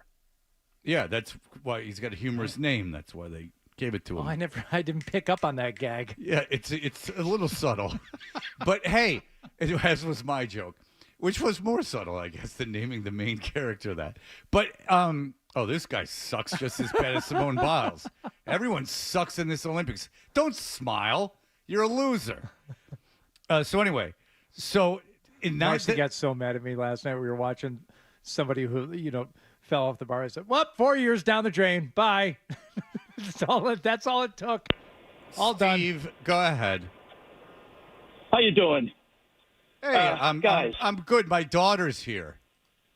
Oh, good. So you better not be mean to me, you son of a bitch. All right, go ahead. I will not be mean to you. But right. I got to tell you guys, I think you guys are out of your minds not to think that Simone Biles isn't a great athlete. Oh, she most certainly is. I'm kidding, Steve. She's obviously a great athlete. She's annoying me with this goat necklace of hers. She has a diamond goat necklace that she holds up, saying she's the greatest of all time, and it peeves me. I don't like it. Yeah, but you know why she's doing that? She's doing that, she says, because she knows that it drives the haters nuts. Yeah, okay, so good. It does. All right. And now you screwed up, and now I'm enjoying it. All right? But, of course, she's an incredible athlete. I'm not even arguing she's the best gymnast of all time. She probably is. What do I know? But I don't like that necklace. I liked her before then, but now I don't. My daughter went to go see her. We've given her money, and that all comes out of my pocket, baby. You know what I'm saying? So I've given the woman, secondhand money.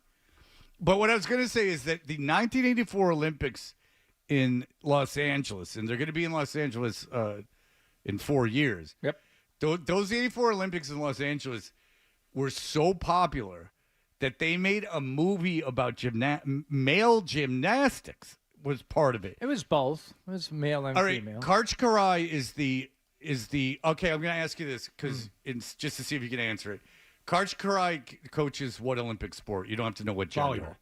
Yep, and he coaches the women's volleyball team.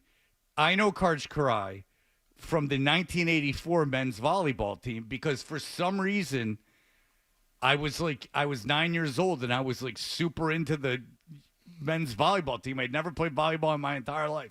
That Olympics like captured the nation. Carl Lewis, Mary Lou Retton. I knew Karch Kiraly. I mean, think about being 9. Like you're like a kid being 9 years old and sitting down and watching men's volleyball. And I think I watched a couple games of it or matches of it or whatever the hell they're called. 1980. I'll give you a take. 1984 U.S. team overrated. The Soviets didn't come.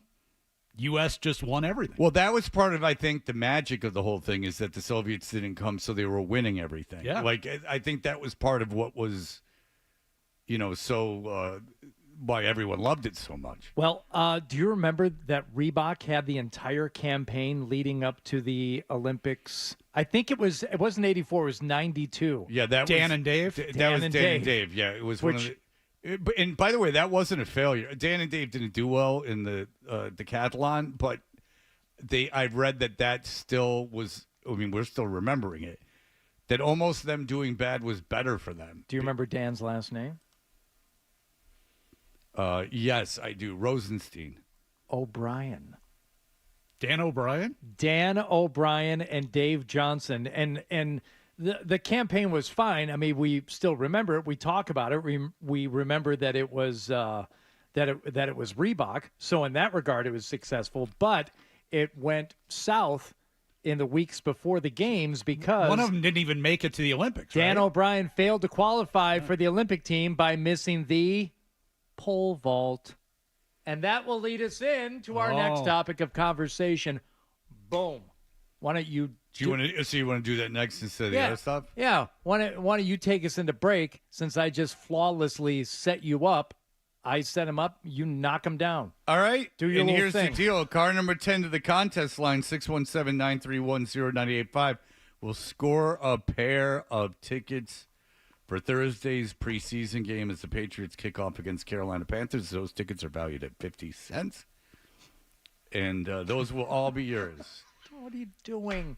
I don't know if you're on a monthly plan with your cell phone that the usage is a data plan. I don't know if it's quite worth.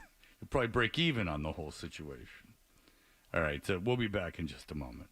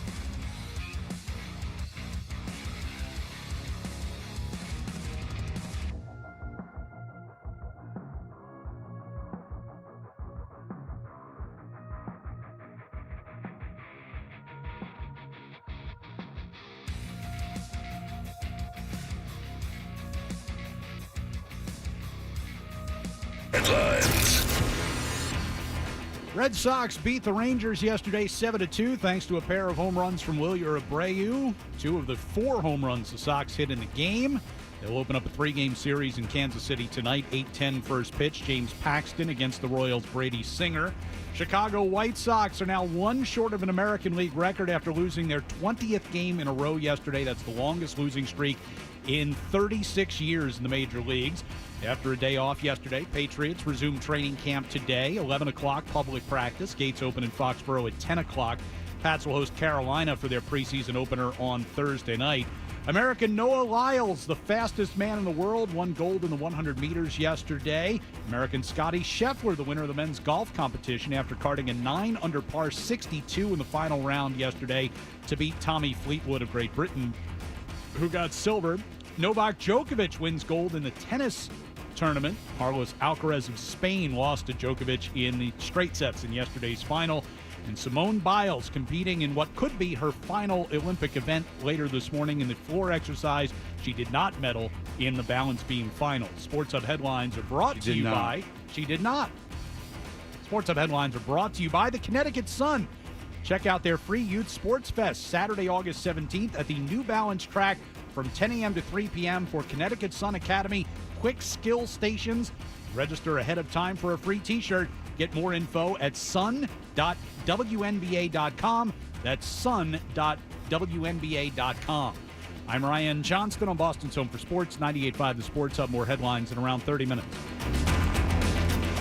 Boston's best sports talk. There's an app for that. Download the Sports Hub app for loads of stuff. Absolutely free. Connect with the shows, get podcasts, and more. Get it where you get your apps. Or at 985sportshub.com. Twitch feed of this is going to be used all around the internet. Get up. The cat is finally out of the bag. Get up. We're back. Toucher and Hardy. Get up. 98.5 The Sports Hub.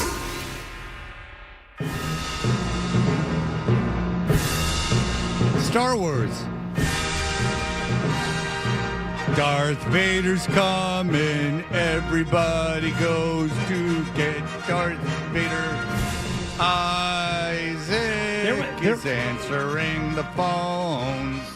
One of the channels was showing Star Wars yesterday when I came home. And I was looking at it, and it had odd deleted scenes that were added back in. Oh, it's the director's cut of the original Star Wars? Yeah, TNT, thank you. And one of them was when they're getting ready to go attack the Death Star, there's this scene where, like, 2 random pilots come in and start talking to Luke about, like, yeah, you going to be able to fly this thing? And one of the squadron commander is like, he's the best bush pilot or something. He's like, hey, how you doing? How you doing? They're kind of chumming around and stuff. And I realized, has Luke flown an X-Wing fighter before they go and attack the Death Star? No, of course not. No, he'd never flown one before. So I'm kind of with that commander. It's like, hey, before we let this kid go up in our $1 trillion aircraft, can he fly one? He's like, yeah, he's a bush pilot. Of course he can. It's like, hey, I used to ride go-karts back home. I'm going to hop into this F-16 fighter. It's kind of like Randy Quaid at the end of Independence Day. Right. It's like, yeah, you've been doing crop dusting for a few years, but sure, get in the Tomcat. You'll be able to go up there and be And it's funny that was a deleted scene because do you know who played the commander? Ernest from Ernest Goes to Jail. That's now, is that the same guy in Ernest Goes to Camp, or did they? Oh change no, they're actors? one and the same. He had a whole Ernest Saves Christmas is the different one. No, there's a whole conspiracy about how the original guy. the whole conspiracy about how the original Ernest actually died and they replaced him but didn't tell anybody. Well, that's how they do it with everything. I mean, Tom Cruise has been. Fred died 4 years ago. I did, and then the Lord brought me back. Oh, I died spiritually. This hour of Toucher and Hardy is brought to you by FanDuel Sportsbook. Make every moment more with FanDuel. You watch us on YouTube. My daughter is in there with Nick, and she's learning a lot. Right? Right, so? That's right, so. You go, girl! It's impossible to spend 20 say. minutes in a room with Nick and not learn a lot. She just gave me the middle finger. I don't like that. Well, she's learning. We're talking about the Nick taught her that. Nick, what are you teaching her? HR. Bob Black. Yeah. On email says we were talking about the Olympics, and I know we're about to again. Simone Biles by the way, failing miserably at the apparatus. Your that she was just on. irrational, I'm not going to say hatred, but criticism I of certainly Simone don't hate Biles. her. It approaches the Scott Zolak levels of his feelings about Greg Skomel and also Keith Lockhart. He has irrational. Oh, Keith hatreds Lockhart's of kind of a pompous ass. He's always up there waving that stick. No, You're not even doing anything. He gets a kick out of himself, and you're like, dude, you're doing something for dorks. He's, by the way, the guy from the Boston Symphony Orchestra. Boston Pops. That doesn't need to be explained to anybody, Fred. We all know who Keith Lockhart is. I assure you it does. And it's the Pops.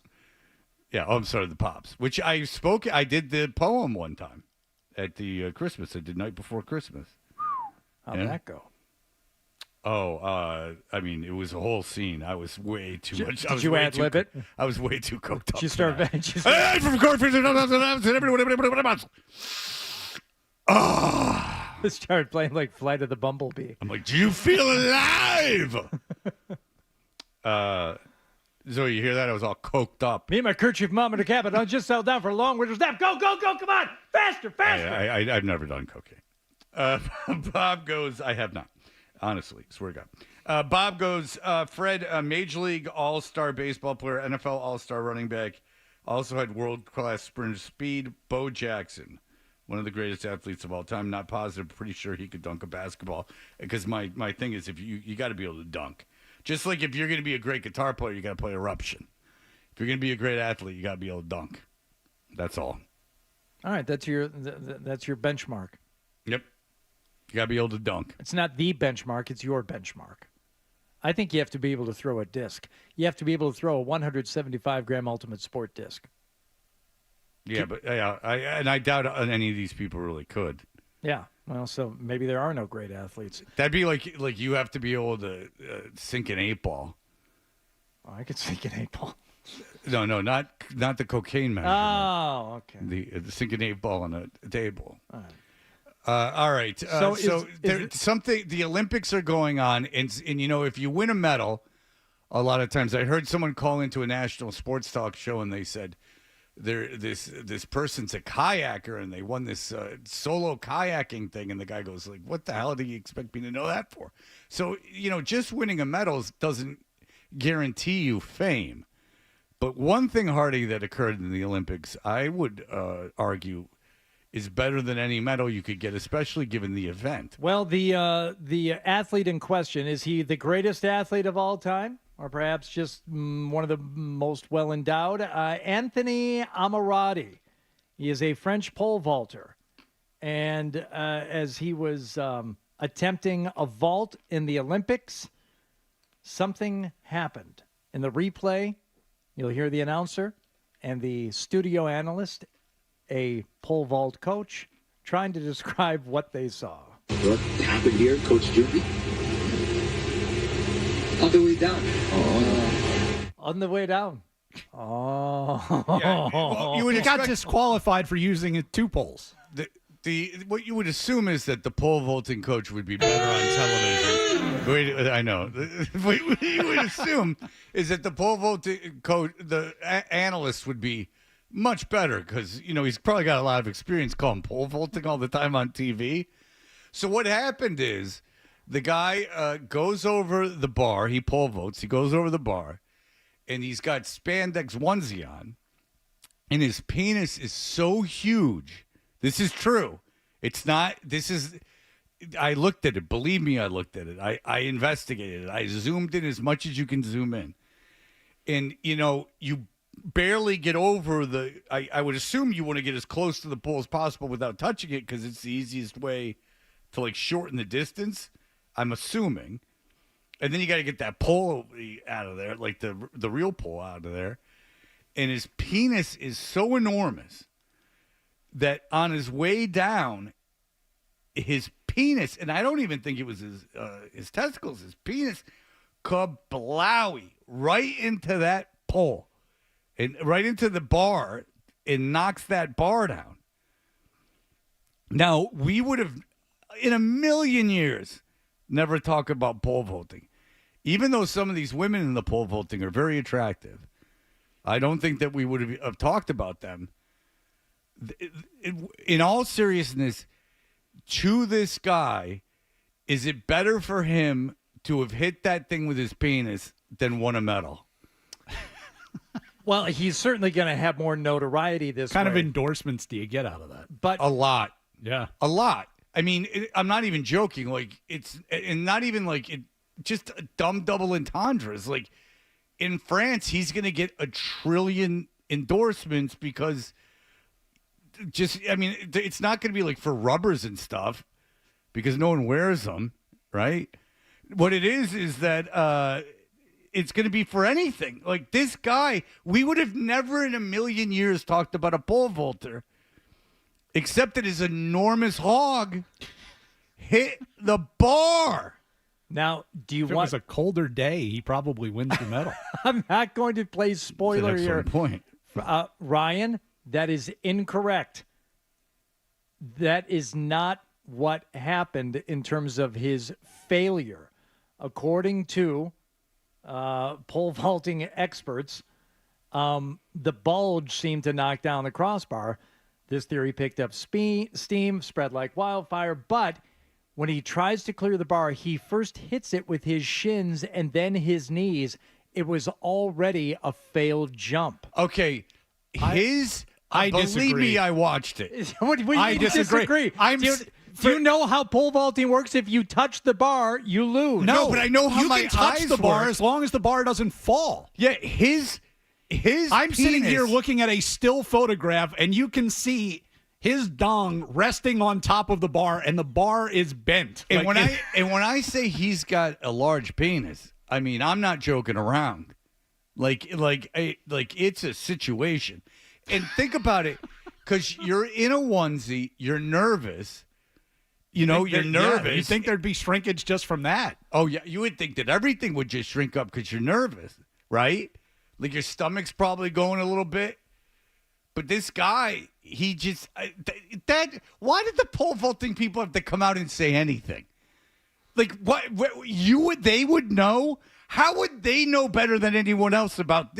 They know how to do it, and they know why it could have happened. But they don't know any more than you and I do if his ankles or belly or legs hit it. That's just your eyes. That's like someone going, like Vince Lombardi goes, he fumbled the ball, and you go, okay, and then he goes, yeah, he fumbled it. I'm an expert, and you say, well, I know that. I know he fumbled the ball because I'm watching it. His penis hit the bar and knocked it down. Why are they taking this away from that guy? He's already not getting the medal. But in all seriousness, wouldn't you rather have that happen than get a medal in pole vaulting? Because even, how much does he really have to train? Like, how much are they really even doing it? You got to have a regular job and everything. It's just probably like something you like to do. Like you playing golf, Hardy, and winning the net championship. Oh, thank you for bringing that up again. Okay, in pole vaulting, you can touch the bar if it's falling away from the crossbar or uprights, or if the pole is falling back and away from the crossbar. However, touching the bar under other circumstances can result in a failed attempt. Yeah. So multiple people have said he was going to fail anyway. Oh, no. It's his penis that hit it. I mean, believe me, we know what hit it. I'm saying it would have it was already going to be marked a failed attempt before that took the bar down because of when he hit the bar. Okay, but no. That is inconsequential to this story. Because Perhaps. as Fred is pointing out, this man will forever be known for having a huge hog. And that's what really counts. What happened here, Coach Junior? All the way down. Yeah, he knows what happened. Okay, I'm looking at it. Yeah, all right, whatever. His legs hit it. Yeah. But nonetheless, his penis. Okay, so his legs hit it, and then his penis. Boy, oh boy, is he large. Okay, so this is the wildest part of this story. It's not the first time this has happened. In 2016 at Rio, a guy from Japan.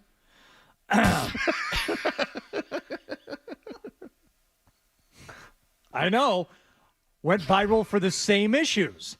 Now, viral in 2016 is different than it was now. Let me see that. Okay, so he was very upset afterward when people kept pointing it out, and he said, "I never expected the foreign media to take me down like this. It's one thing if it was true, but I have to say I'm pretty devastated that they go so far to make something up to mock and ridicule me so much." Mock and ridicule? That's praise. Well, that's admiration. In Japan, they pixelate that in their pornography. They do. They pixelate penises in the pornography, so I can understand his embarrassment. But anyway, yeah, all right, the guy's legs did hit it, but whatever. There's no question, though. This man it's an enormous situation because you have to believe that it certainly gets larger. He was by no means aroused. You can tell, and you can tell again. It's not his testicles. It's solely his penis. Skaboom. It hits that thing. I got the Japanese guy pulled up on video if you want to see it. Yeah. I do want to see it, as a matter of fact. All right, here we go. Here is the Japanese man, and here it goes. It's hanging right over the bar. Yeah, it's not the same. It's not bad. It's more of He's everything. got nothing to be ashamed of. Oh no, I didn't see anything to be ashamed of. He's not like Frenchie, but he's not, an abnormal. He's not an abnormality.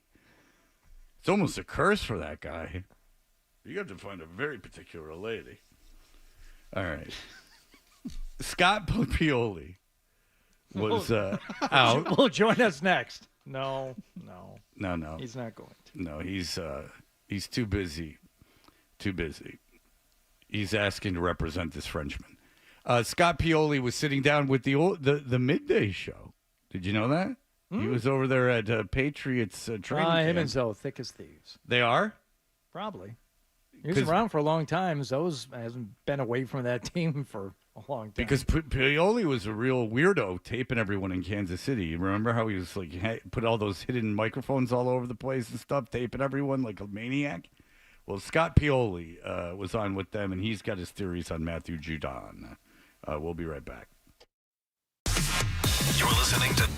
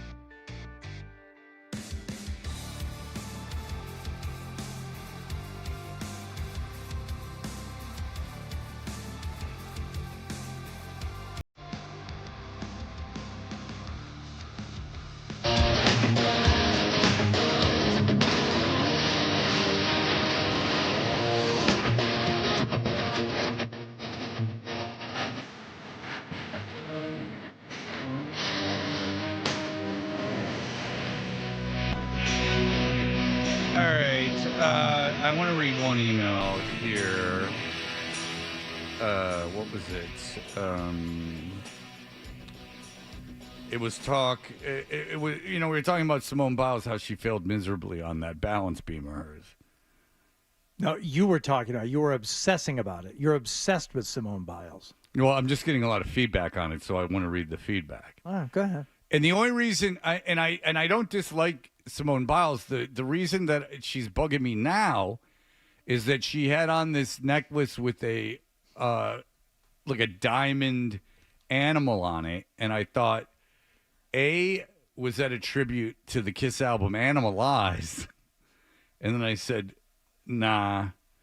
And then I thought, in all seriousness, I go, oh, that's kind of cool. If you're going to get like a really expensive necklace, it's her dog. Like, that would be kind of funny. Like, I paid like, $100,000 for this necklace, and it's like just a diamond caricature of my dog. I thought that was kind of funny. And then someone said, no, it's the goat. And so today she was like flashing the goat thing and like laughing. And I said, she might be the greatest. First of all, I don't like that. I don't like that bragging, especially like you're in the Olympics. I don't think that's right. And then also, she said she referred to herself as one of the greatest athletes of all time, which is just. Well, she was asked. No, and then she goes, yeah, like I'm in the discussion of the greatest athlete of all time, and it's like, no, you're not. And Frank says, does Simone Biles belong in the same obscure, insisted upon Mount Rushmore as Matthew Slater, the band Yes, and Cape Cod potato chips? So the Mount Rushmore of insisted upon things. Let's take those one by one. Matthew Slater, I don't know if he's universally insisted upon. Well, that whole notion that he belongs, special teams player of all time. Okay, all right, okay. The whole notion that he should be in the Pro Football Hall of Fame is ludicrous, because if he was better, he would have done anything else than what he did. Okay. Like if he could have been a wide receiver, which was what he was listed as, he would have been a wide receiver. Okay. But whether he was a wide receiver or not, like if you judge him just on his special teams prowess, then he is. But a professional football Hall of Famer, if you were not good enough to play the position you were listed as, then you do not belong in the Pro Football Hall of Fame. Well, okay, but like who just got into the Hall of Fame this weekend? Devin Hester. Devin Hester, though, was okay.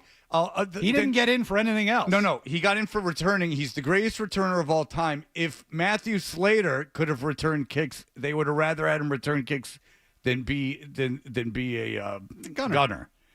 Like he was a gunner because he couldn't do anything else. Devin Hester was a returner. Devin Hester did play wide receiver. He did. But I think at some point he was so valuable as a returner that they didn't use it. That was part of the reason they didn't use him as anyone else. Because you have to assume Devin Hester was good enough to be the fourth or fifth receiver on a team, at least when he was younger, right? He had years where he was getting like 700-800 yards receiving. Yeah. So okay, so they at some point decided like you're way too valuable as a returner. I would imagine. I could be wrong, but regardless, there was a time where he was a receiver, and 700-800 yards as a receiver. So you're saying pretty good season. He wasn't, and when he was on special teams, he was a returner, and not say the gunner. He was in. Yeah.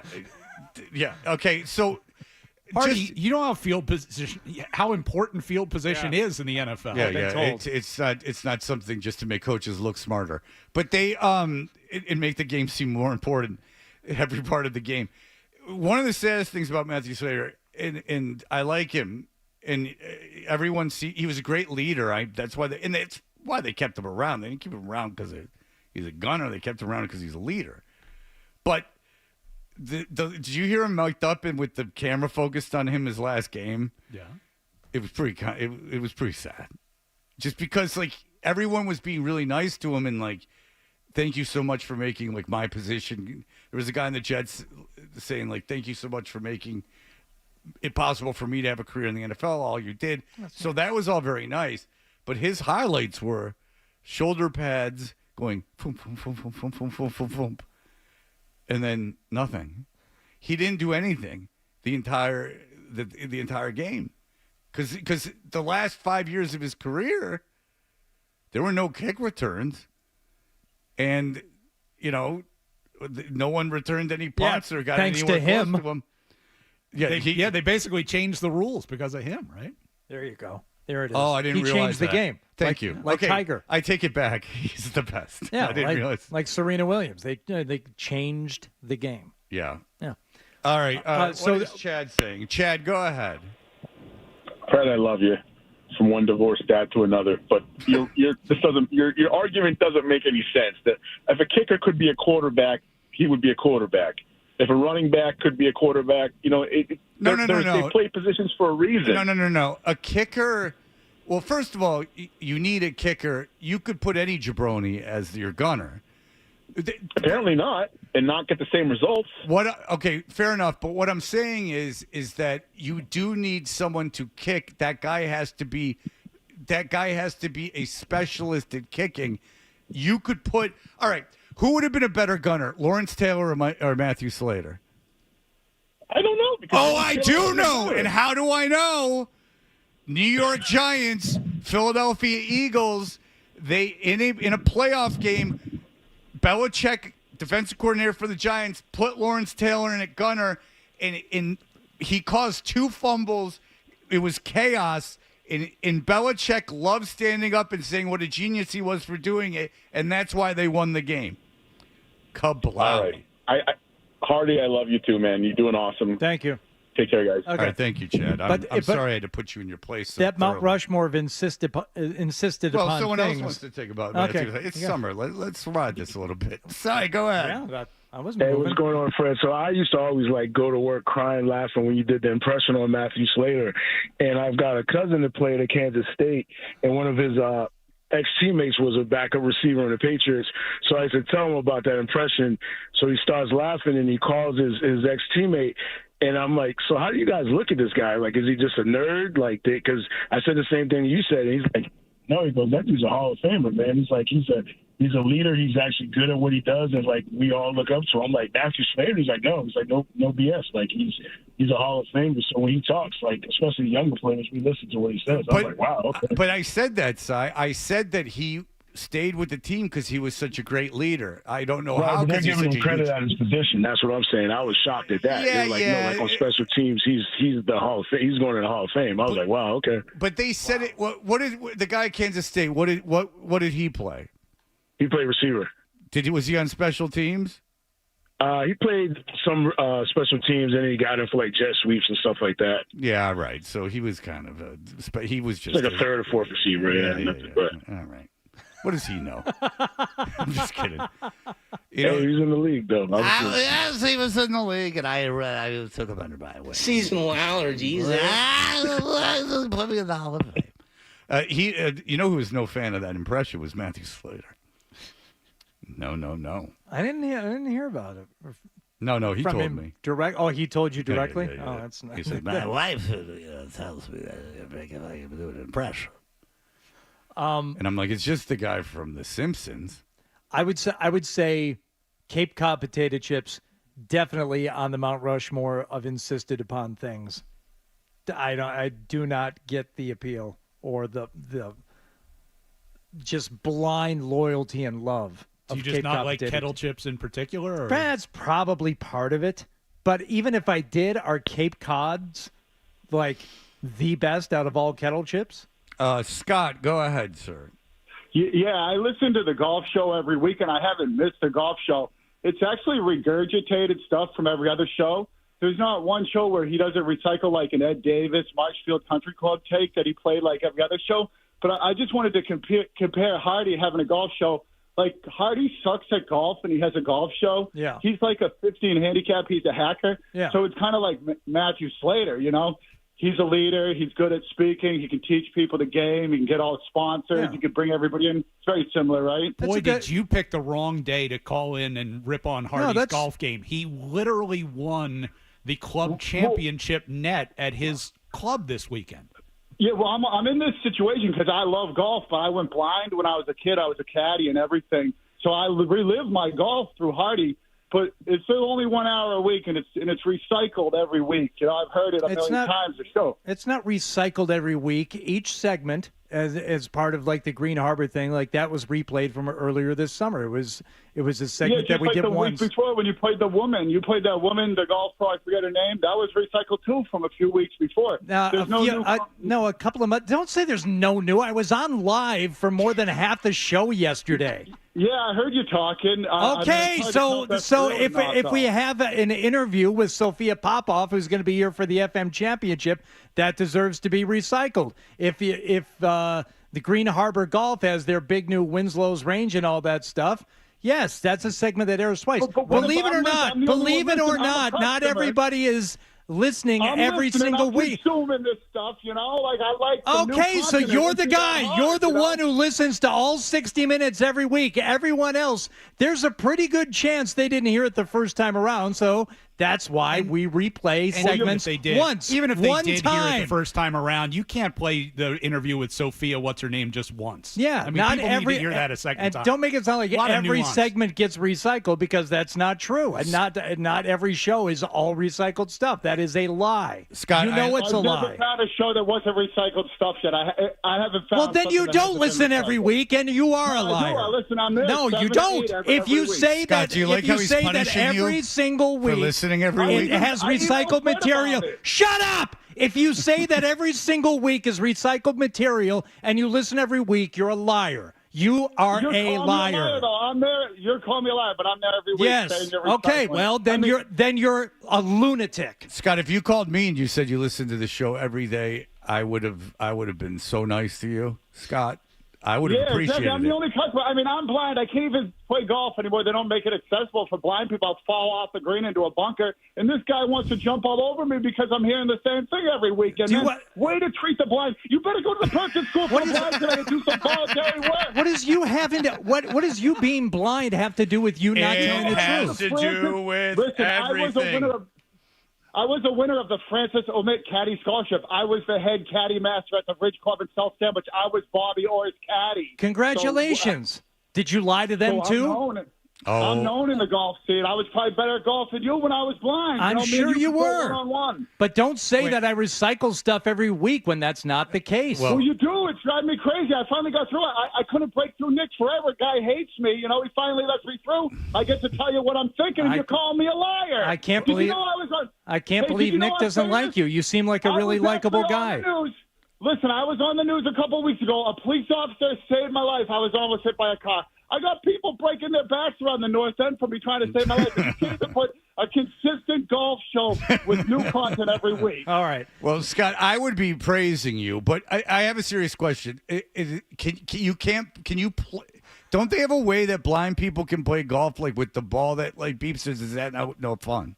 I think those are people with low vision. Those are fakers. Like Hardy would say, those are liars. Those aren't totally blind people. Okay. Those are people you drag down to the course to prop them up in the air like your grandmother with macular degeneration. What's the movie, If You Could See What I Hear? That guy played golf in that movie. There are blind golfers. You're telling the blind guy that was a golfer that he Scott, can you believe this, Hardy? Yeah, they got blind hockey too, Hardy. You should check that out. They got blind baseball. You know what I mean? They got everything. They do. There's the United States Blind Golf Association. Wick Grosbeck's son is blind. He went to the Perkins School for the Blind. We got plenty of blind alumni here at the station. We like new content for the blind every weekend. Okay. All right. Well, Scott, I don't know why Hardy's arguing with you. He should be praising you because you listen to the show every day. Thank you for listening, Scott. He was a good guy. Oh, yeah. No, I listen every minute. I even listened to the Ben Maller show before. I'm on the station 24 hours a day. Scott, you want to be a guest on the show this weekend? Yeah, I'd love to, actually. All right, let's do that. All right, I'm going to put you on hold, and I'm going to just get his number, and I'll call him up, and Scott will be a guest on the... Isaac will get it. I'll prepare. I'll be very prepared, too. All right, Scott. All right, we'll Scott. talk to it high grounds, the famous courts on the Cape. All right, listen, let me put you on hold, and you two can nerd out as much as you want on Sunday. Isaac, please get that gentleman's information. He's on hold on line 2.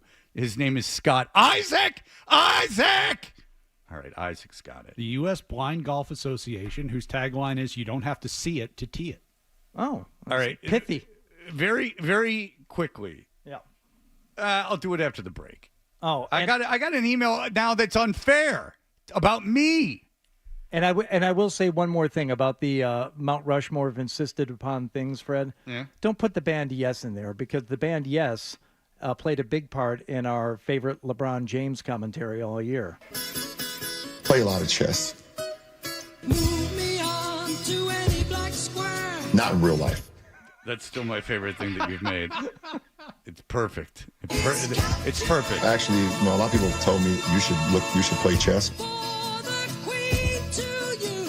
because you'll be great. I've never played chess, but in my mind. It just encapsulates how dumb he is and how everyone just goes, "You're great," no matter what you say. All right, we have to go to headlines. Come on, we've screwed around enough. I mean, you've yelled at enough blind people today. I'd go so far as to call you an ableist. Don't. Nope. You know where I learned that term? No. It's the same thing. Never mind. That's between. I would have been nice to the guy. I was nice to the guy. He's going to be on the show this weekend. Well, I guess so. I guess you recovered. And by putting, he's going to be. You better be on the show. He's going to be on the show this weekend. I'm going to do an hour with him, and it's all new content. Well, if you do an hour with him, yeah, but then you're going to replay it again in a couple of weeks. Touche, Mr. Johnston. All right, we'll be back in just a moment. Ryan. Play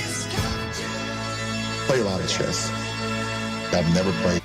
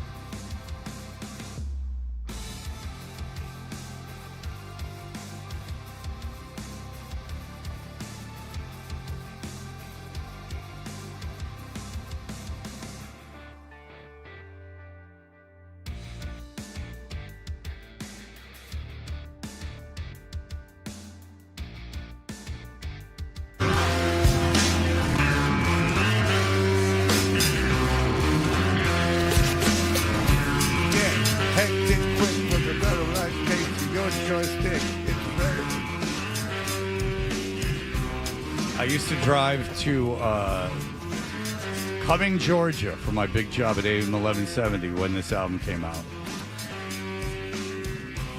Hello Nasty, the title track off of Hello Nasty, or lead track, I shouldn't say title track. Is the title track, does that mean it was named after the title? So lead track would be the number one? Yes. I'm taking some calls because I think it's funny about me liking that Simone Biles fell off she didn't hurt herself, fall off the balance beam because she was holding that necklace of the diamond goat. And people are calling in. And this is from a listener, Ben. He says, "Namaste, Fred. Have you been missing your morning yoga routine?" But I've been doing yoga quite a bit. I'm very into it right now. Maybe not keeping up with your meditation practice. No, I am. Your negativity is growing daily, and it shows. The studio is in desperate need of a smudging. You got 5,000. You got $5,000. A smudging. I told you my ex-wife wanted to smudge the house after I got out of there. And she was telling me it was like it's a ridiculous amount of money to smudge. And then she realized that was insane. Yeah, how about go down to the Whole Foods, buy some sage and a book of matches. I got smudged at rehab. They smudged me. You hear that, Zoe? To break up the darkness that has enveloped you, let alone help clear up the stench that is already in there. Take after take, the negativity and sexism continue. Today's Simone Biles take was the last straw. I agree. She's rightly the goat of gymnastics and frankly might be Hardy's type. We know that he's into a rather plain-looking gymnast. No, I think that she's like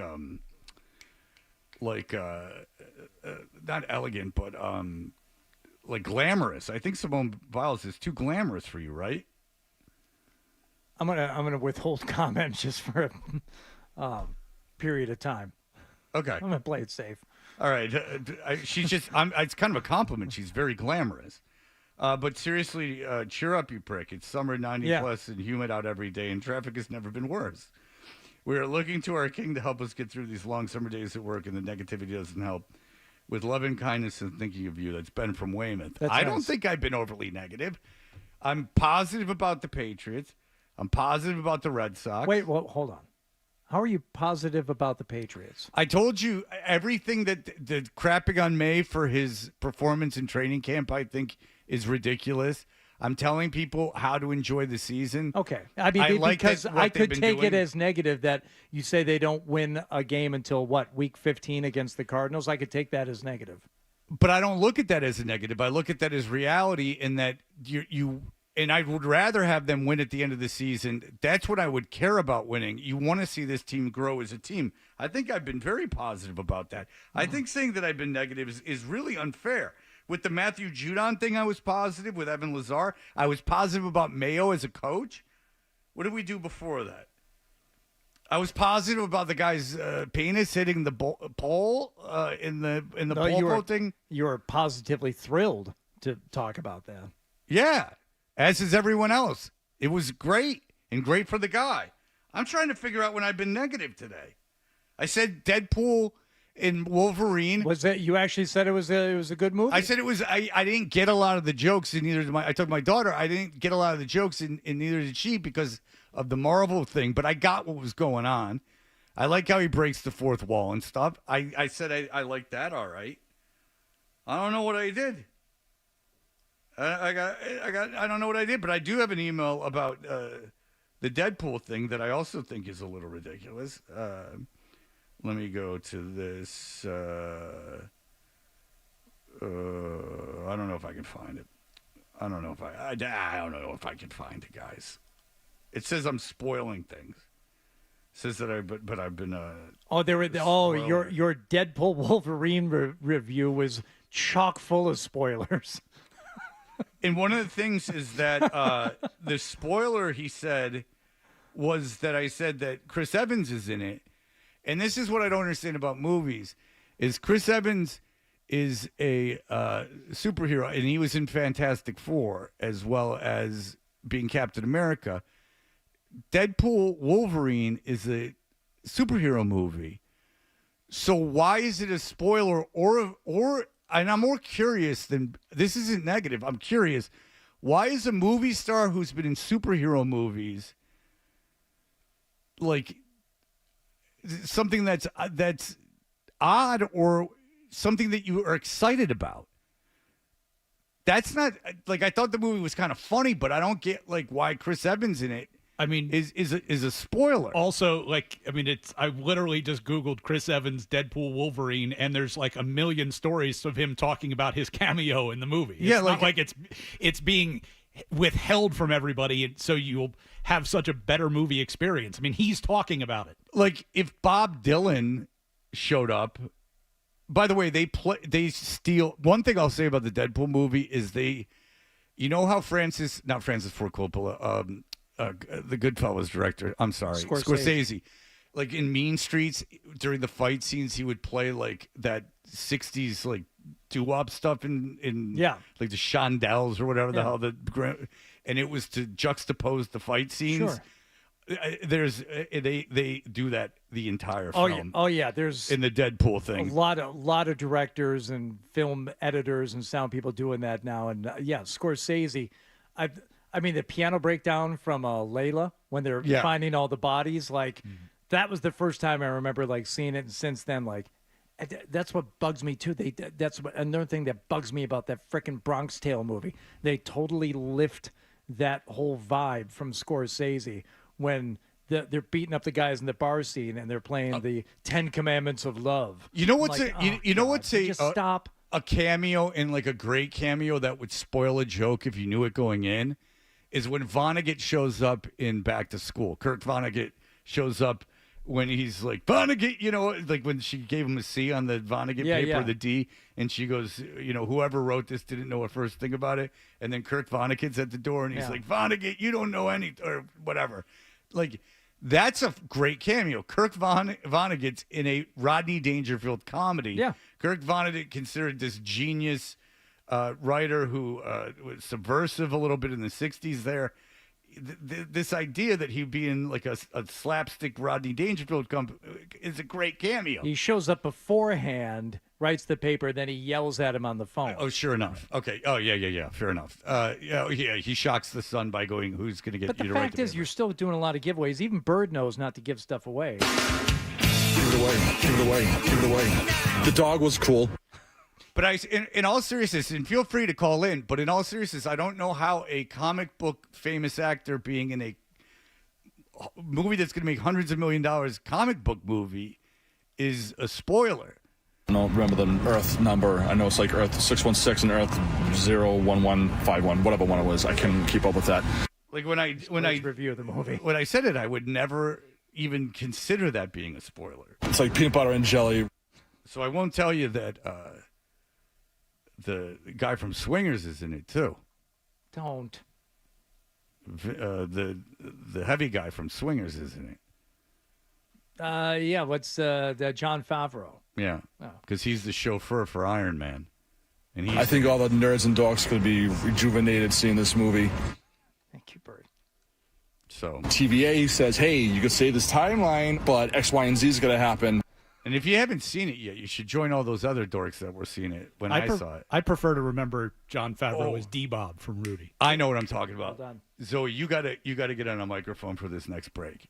Zoe and I went to the movies yesterday, and did we have some people next to us? Okay, all right. You got to hear about this. All right, we'll be back in just a moment. Peanut butter and jelly.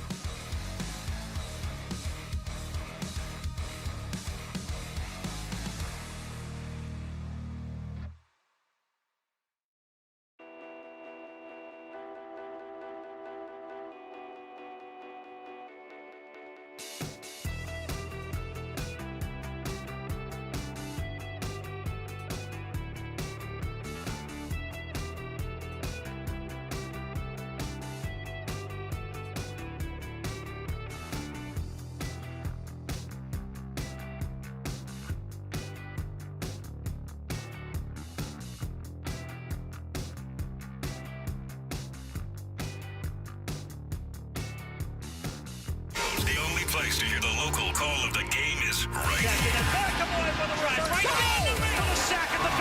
WBC-FM and Dave Austin. Austin's home for sports. 98.5, the Sports Hub. Beasley Media Group station. Sports Hub headlines. Wilyer Abreu had a pair of home runs. Sox beat the Texas Rangers yesterday 7-2 to take 2 out of 3 in the series. 3-game series in Kansas City begins tonight, 8:10 first pitch, with James Paxton on the mound against the Royals' Brady Singer.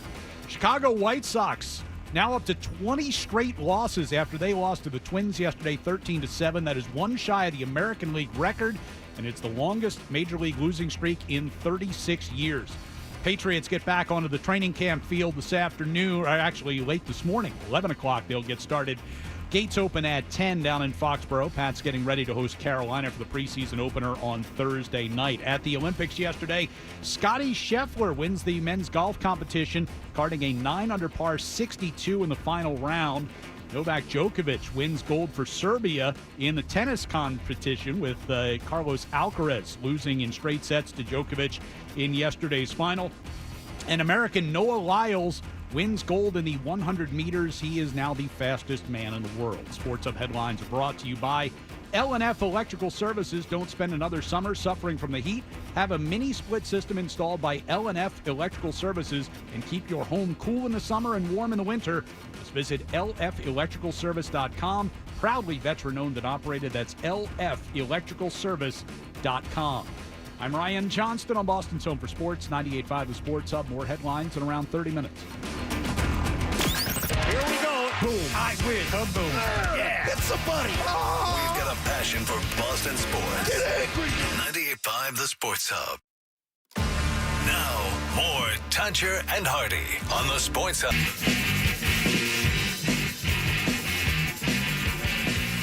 Hey, we are Toucher and Hardy. We are brought to you by FanDuel Sportsbook. Make every moment more with FanDuel. 617-779-0985 and is the number. You can watch us on YouTube. That means you can see my lovely daughter, Zoe, who on her own accord has asked if she could intern this week. Part of that reason is to meet Kendra, right? Okay, you got to say stuff in the mic because you can't just you nod your head. She's a big fan of Kendra because the Instagram stuff. All right, so Zoe and I, we go to the movies quite often. My son is very into playing sports and like going to sporting events. Zoe is the artist of the family. She's more into the theater, into seeing shows. We saw A Boogie with the Hoodie.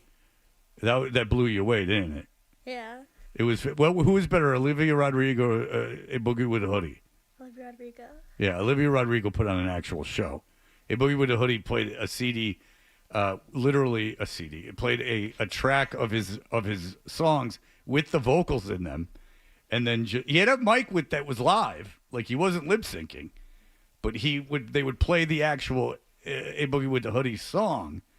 And then he would yell into the microphone. Just kind of augmenting it? Yeah. Are you monitoring YouTube, Hardy, to see if there's any inappropriate commentary on my daughter? Just double checking.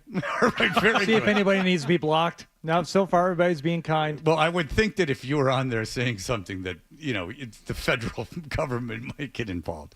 But my daughter and I go to the movies all the time, right? So we saw Deadpool Wolverine on Saturday. And then on Sunday, we were at Legacy Place, and it was going to rain. Like, it was going to rain hard. So we said, let's go to the movies. So we saw that Harold and the Purple Crayon, or whatever the hell it was called. It's something about, basically a kid's film where you can, like, draw things in it. It's a kid's film. And he draws things with a crayon, and it makes them come to life. Hour and a half long, right? But it's a kid's movie. So in the theater, there are people with kids. And everyone pretty much is people with kids. Movie starts. We're sitting there, and this young couple come up to us, and they go, hey, you're in our seats. So I get my phone. This is during the movie. So I get my phone, and I'm like, is this row E? See, I remember the seats. Is this row E 10 and 11? Seats 10 and 11. And I'm like, yeah. And they're like, oh, yeah, you're in the right seats. So they move over to someone else during the movie, and they make them move. And so now the man is sitting next to my daughter. I'm on the aisle because I have to urinate frequently. My daughter is next to me. Zoe, how many times do I have to go to the bathroom during a movie? Like 3 times. Yeah, 3 times. 3 times during a 2-hour movie? Because he drinks like 3 whole things of like a large soda. Yeah, I get because you can make your own creations. You get a Coke Zero, big deal. You put cherry, you put cream in it. So cream soda. Oh, okay. So you're refilling your soda when you go to urinate? Wait, what? Are you refilling the soda? It's like an all-you-can-drink situation. Oh, yeah. You keep going back it's to a machine. Oh, yeah. We go to the movies. We saw Deadpool Wolverine specifically to eat popcorn and use this, so I could use the soda machine. I mean, neither of us had any interest in the movie. It was just, it was 6:30. There was nothing. We had been to the pool. We had done everything else. So we said, let's just go to the movies. So they make these people move. This is during the movie, but we're who cares? So they sit down. This is not a particularly attractive couple. Okay, not that it matters, but they're not particularly attractive. So I noticed the man's. Now the man is sitting next to my daughter.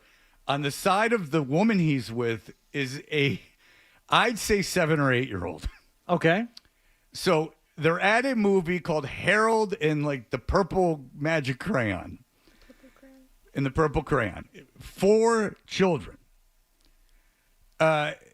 His head is tilted towards her, and I notice that they are making out. Okay. Made out during Schindler's List? What? Usually when you think of making out during a movie, I would assume that you would be in a row with no people, like in the back of the theater. Not sitting next to a 7-year-old? Yeah, and so I'm like, whatever they're making out. Then, Zoe, you didn't see this, I don't think, because I didn't bring it to your attention, but I noticed where the young lady's hand is. We got a Lauren Boebert situation? Indeed. Oh, my. Oh, no. Over, but it's happening. And then I'm like, I wonder if I should say something. Like, Jesus, you're at a kid's movie. Like, what are you making out for? And this is 2 movies in a row. The people in front of us at the Deadpool movie, they were just like laying all over each other like creeps. But they were like snuggling. It's gross, isn't it, Zoe? Yeah. It's pretty gross. Like they're just sitting there snuggling. That's not appropriate, is it, Zoe? Yeah. It is, or no, it's not. No, it's not. Yeah. No, I mean, there's public displays of affection, but then when it goes next level, especially in a movie theater with kids around, no. So this is all going on. Like, look, if you want to snuggle at the movies, I guess, like you're covering whatever pain is going on between the two of you that you need to publicly address. But I'm not going to say anything to you. But I'm afraid of now where this is all going between the two of them, because it's getting fairly intense. And Zoe is sitting next to them, and she was the one who tapped me and is like, Dad, and she's covering her face because she's laughing so hard. And they're not attractive. Let's just put it that way. They're not attractive. I won't get into anything else. I don't want to insult anyone. And then the guy turns around after about like 10 minutes. I'm debating whether to see something. I'm watching it closely. And he goes, what movie is this? So they've stood up, asked us to get out of our seats. I've had to prove they were my seats. Gone to the people next to us, which were a young kid and a woman that was at least his guardian for the day. Made them move so they could sit next to us, make out the whole time with hands and everything else flying all over the place. And then he goes, and then he turns around. Now we're half an hour into the movie. It's become obvious that this thing is like almost Dr. Seuss-esque. They just realized this is not Deadpool. Yeah. This isn't a kid's movie like, even like Inside Out 2 that like adults go to, or the idiots that were dressed as minions when they went to the movie yesterday. You saw those stories, didn't you, Zoe? Yeah, I did. Yeah. They're dorks. A whole bunch of them dressed up as the minions. Adult men. And so then the guy goes, what movie is this? And I'm like, it's something in the purple crayon. And he goes, no, the title of the movie. And I go, it's something in the purple crayon. What the hell? So they get up and leave. Half hour in the movie. But they leave stuff. And now you draw your own conclusions of their appearance. They leave stuff. A guy that wasn't with them comes back and grabs one of their sodas and leaves. But it was not a worker, like someone who worked at the theater. It was a guy that was just there, like some other guy their age. That there's unattended food and drink, and I'm gonna get me some. No, of that? he came in. This is a really small theater. This is not a movie I feel a lot of people are going to go see. So he comes in and he goes and he grabs the soda, and then leaves. Then about 10 minutes later, the woman comes back that was making out with the guy to grab her popcorn and candy. They came in late, in the middle of the movie, stood in front of me and said, you're in my seats, then made people move. Then they proceeded at a kids movie, and when I say kids movie, real kids movie, not something that adults are going to go see, like even Toy Story. They make out. Then, after that, they announce loudly and ask me a question about what movie we're at. Then when I tell them, they're not satisfied with the answer because they're so dumb, they don't even know they're in the wrong theater a half an hour into a kid's movie. Well, in fairness, they weren't really watching the movie. Yeah, but maybe get a read for the room. Yeah. Like, maybe go like, all right. Maybe glance at the screen and see what's playing. Or see they that were like, lost in each other's eyes. Fair enough, it's dark. My daughter's 14. Maybe you thought she was an adult. Like, whatever. Like, what do I know? The kid next to them is like 7, 8 years old. Like, I mean, come on. And then he was next to the girl. The guy I almost understand. He's younger. They weren't teenagers. He's younger. He's you know, like he needs the time with the woman. I understand. But you would think the woman would have some class to go, there's an 8-year-old boy next to me. Take her out to Inspiration Point to watch the submarine races. I just don't even know if there is an Inspiration Point anymore with the internet. And then to announce that, and then to come back to get the crap you left behind. Well, they worked up an appetite. Well, I won't say anything. All right. I don't. Well, I'm sorry that happened to you both. Well, I just hope that my precious daughter, they're lucky I didn't call the authorities. And I hope Jesus has mercy on their souls, right, Zoe? Mm-hmm. So you were at the movies once or twice over the weekend? Yeah, twice. Twice. I took my son to Metallica on Friday night. I asked my kids if they wanted to go, and as I told you, my daughter, you did not know who Metallica were. No, I don't. You've never heard of the band Metallica? No. But you know the band The Descendants? Yes. And you know the band The Misfits? Yes. Okay. But you don't know who Metallica is? No. That means you're cool. But and then my son was like, I don't like rock and roll, which I just thought it was funny. He goes, I don't like rock and roll. It's an odd thing to say. Yeah, you just like rock and roll. But you took it. Now, your son, is he a Metallica fan? No, but he asked me, and I'm like, look, it's a big rock show. The only like rock show he's ever been to before was Foo Fighters at Boston Calling last year, and a couple of other Boston Calling shows. But I'm like, this is a proper stadium rock and roll show. He's been to other concerts, and I'm like, I'll go see this one together. It's a good experience. Let's go. I'm not a Metallica fan, but I have been to a Metallica show, and it's an experience. It's an experience. That you should, and I have been to several. Everybody should have. Yeah, I've worked a bunch of them. Yeah. I've been there. And so we were looking forward to it, and we got down there easy. And I have a methodology for going to concerts, and when I say I show up a little late, I think doors were at 6. We left the house at 8:15. Yeah, that's smart. That's smart. And when Not I gonna say fight traffic, unless you're seeing Kiss. When I say we were in our seats in 30 minutes flat, I'm not exaggerating. 8:45, because that's when I heard Metallica was going on stage. I said, we'll be there for the start of Metallica. And as good as Mammoth WVH, Wolfgang Van Halen's band is, and I forget the other opener. I think it was maybe Pantera. It was Pantera. Pantera on Friday night. I'm like, we can skip those. We're going to see Metallica, some of. Not the entire, but we're going to Metallica. He asked me on the way, he said, now, will I know any of their songs? I'm like, Yeah, I mean, we're not listening to Metallica in the car all the time, but you'll know some songs, I'm sure. Yeah, anything off Load or Reload. This is the no repeat weekend, so they're not repeating any songs, unlike the Sports Hub Golf Club, which is nothing but repeats. All right. All right. So we show up, we get there, they come on stage, big, intro. Here's the set list from Friday night.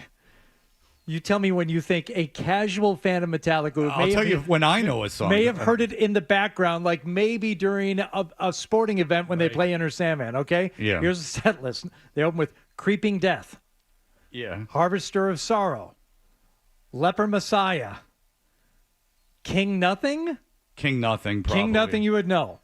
72 Seasons. I don't know. Title that track song. from the new album. I don't know that song. If Darkness Had a Sun. I don't know that song. The Day That Never Comes. And I did Mandatory Metallica, and I don't know that song. Day That Never Comes was from Death Magnetic, I think. Yeah, that's all after Mandatory that's a good song. Metallica. Shadows Follow. Don't know. Orion. Oh. They're letting Trio play Orion when that's a Cliff Burton. R.I.P. And then Cliff, remember! And then they got to the hits. Nothing Else Matters, Sapper True. Oh, those are terrible songs. You say that about Fuel, which they also played that night. I dig that song. It sounds unlike I don't think anything else they've ever done. I said Fuel's a bad song. Or maybe you said Fuel was a bad band. I think I don't think I said Fuel I think was a you bad goofed song. on anything from Load or Reload, and that's from one of them. No, I'm just saying that's classic era Metallica. Everyone agrees. Load and Reload. So Zoe, remember when I took you to Olivia Rodrigo? Yeah. All right, so Hardy took his son to Olivia Rodrigo, and guess what he did? What? He made him leave before the encore. That's right. The merch line was so long though. Yeah, I know, but we stayed for the whole concert. You guys were on a trip together and like taking the time. I had to work the next morning. When I had to work after A Boogie with the Hoodie, that was a Thursday night, and did we leave before it was over, Zoe? We thought about it. Yeah, but did we? No. And then, so who's probably the cooler parent? You? Yeah. How do you leave halfway through the show? It's real easy, and you beat the traffic, and it's awesome. How do you leave early? That's the. How do you not leave early? If I would have left early from Olivia Show Rodrigo, up late, leave early. Would you have been mad? Yeah. It's the difference between getting home in 30 minutes and getting home in 3 hours. Thank you. You know what? But experiences of a lifetime between me and my favorite lady in the world. There'll be many more. Miss Zoe Toucher only come. Who's your best friend, Zoe? Okay, can we? You. Thank you. All right. You need to hear that. I didn't. Maybe he did, but Yes, no he one does. else needed to. I think that a lot of people need to hear that next time before they think. Why don't you polish your image on your Instagram instead and just leave it there? Okay? Can we not? Don't you think it needs polishing? All right. Thank you, Zoe. You were wonderful. All right. Very good. All right. So we'll be back in just a moment. Toucher and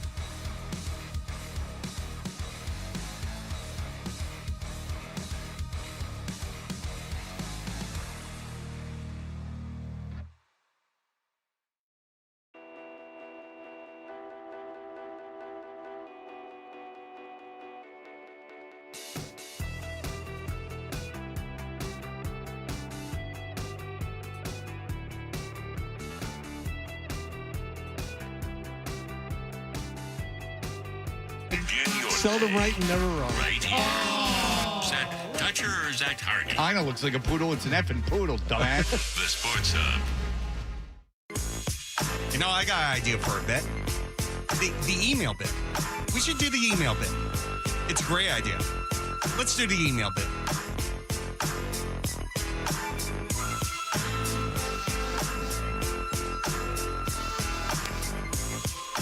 Hey! We are Toucher and Hardy. Ryan Johnston is in this week, thank God. Wallach down the Cape, huh? Yeah.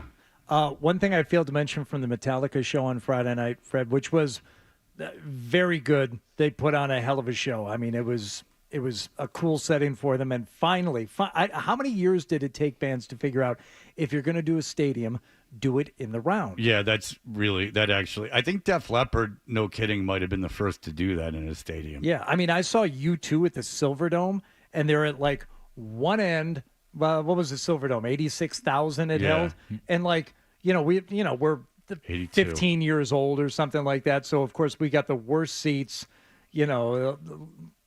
400 level, way at the back. Like, no big video screens at the time. Like, that sucked. There's nothing good about it. There was at least a second delay. You could see Larry Mullen Jr. hitting the snare drum, and then a second later you would hear it. Oh, I don't like that. And like, it can happen with vocals too, like where their lips are moving on the screen and they're not syncopated with the song. Right. So they've got all that figured out. And I mean, just not overblown with effects, but a cool light show. And like, James Hetfield still sounds good. And people goof on Lars, for maybe not being the best drummer in the world, but he's still, is getting it done and puts on a hell of a show. I really like Robert Trujillo. I thought he was a good addition. Kirk Hammett is obviously Kirk Hammett. There is one point of the show, though, and apparently they do this, where these guys need a break every once in a while. Like all four of them, after 30 minutes into the show, they kind of left the stage for a minute, and they kind of switched sides. They had, multiple drums set up, so Lars is going to go to the other side and play the other kit. But there's like 3-4 minutes where they're just playing like other music while it's almost like an intermission. They go catch their breath. It was hot. It was really warm. It's when you get all the groupies. So like another 20 minutes or so later, James announces that he and Lars are leaving the stage so that Kirk and Robert Trujillo can do their little jam, which they do apparently. And immediately I started thinking, this is Spinal Tap. This is a new era. This is called Jazz Odyssey. And the two of them stood up there with no vocals, no drums, and did a impromptu jam that they called Foxborough on the Run. And they just kind of like stood in front of each other and just did a bass guitar thing that went on for probably 3 days. Felt like a month. James, Lars, have you guys caught your breath yet? Always a great idea. We're all set.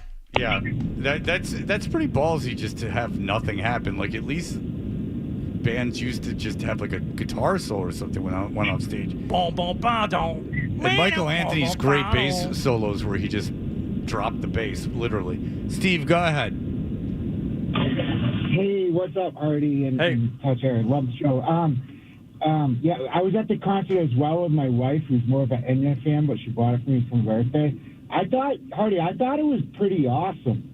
And I was curious as to, number one, what your kid thought of it, because I have 3 boys, and 13, 10, and 6. They all love Metallica. I've been listening to them forever. And number 2, what time did you get home? I live in the South Shore. I didn't get home till 4 a.m. It was brutal.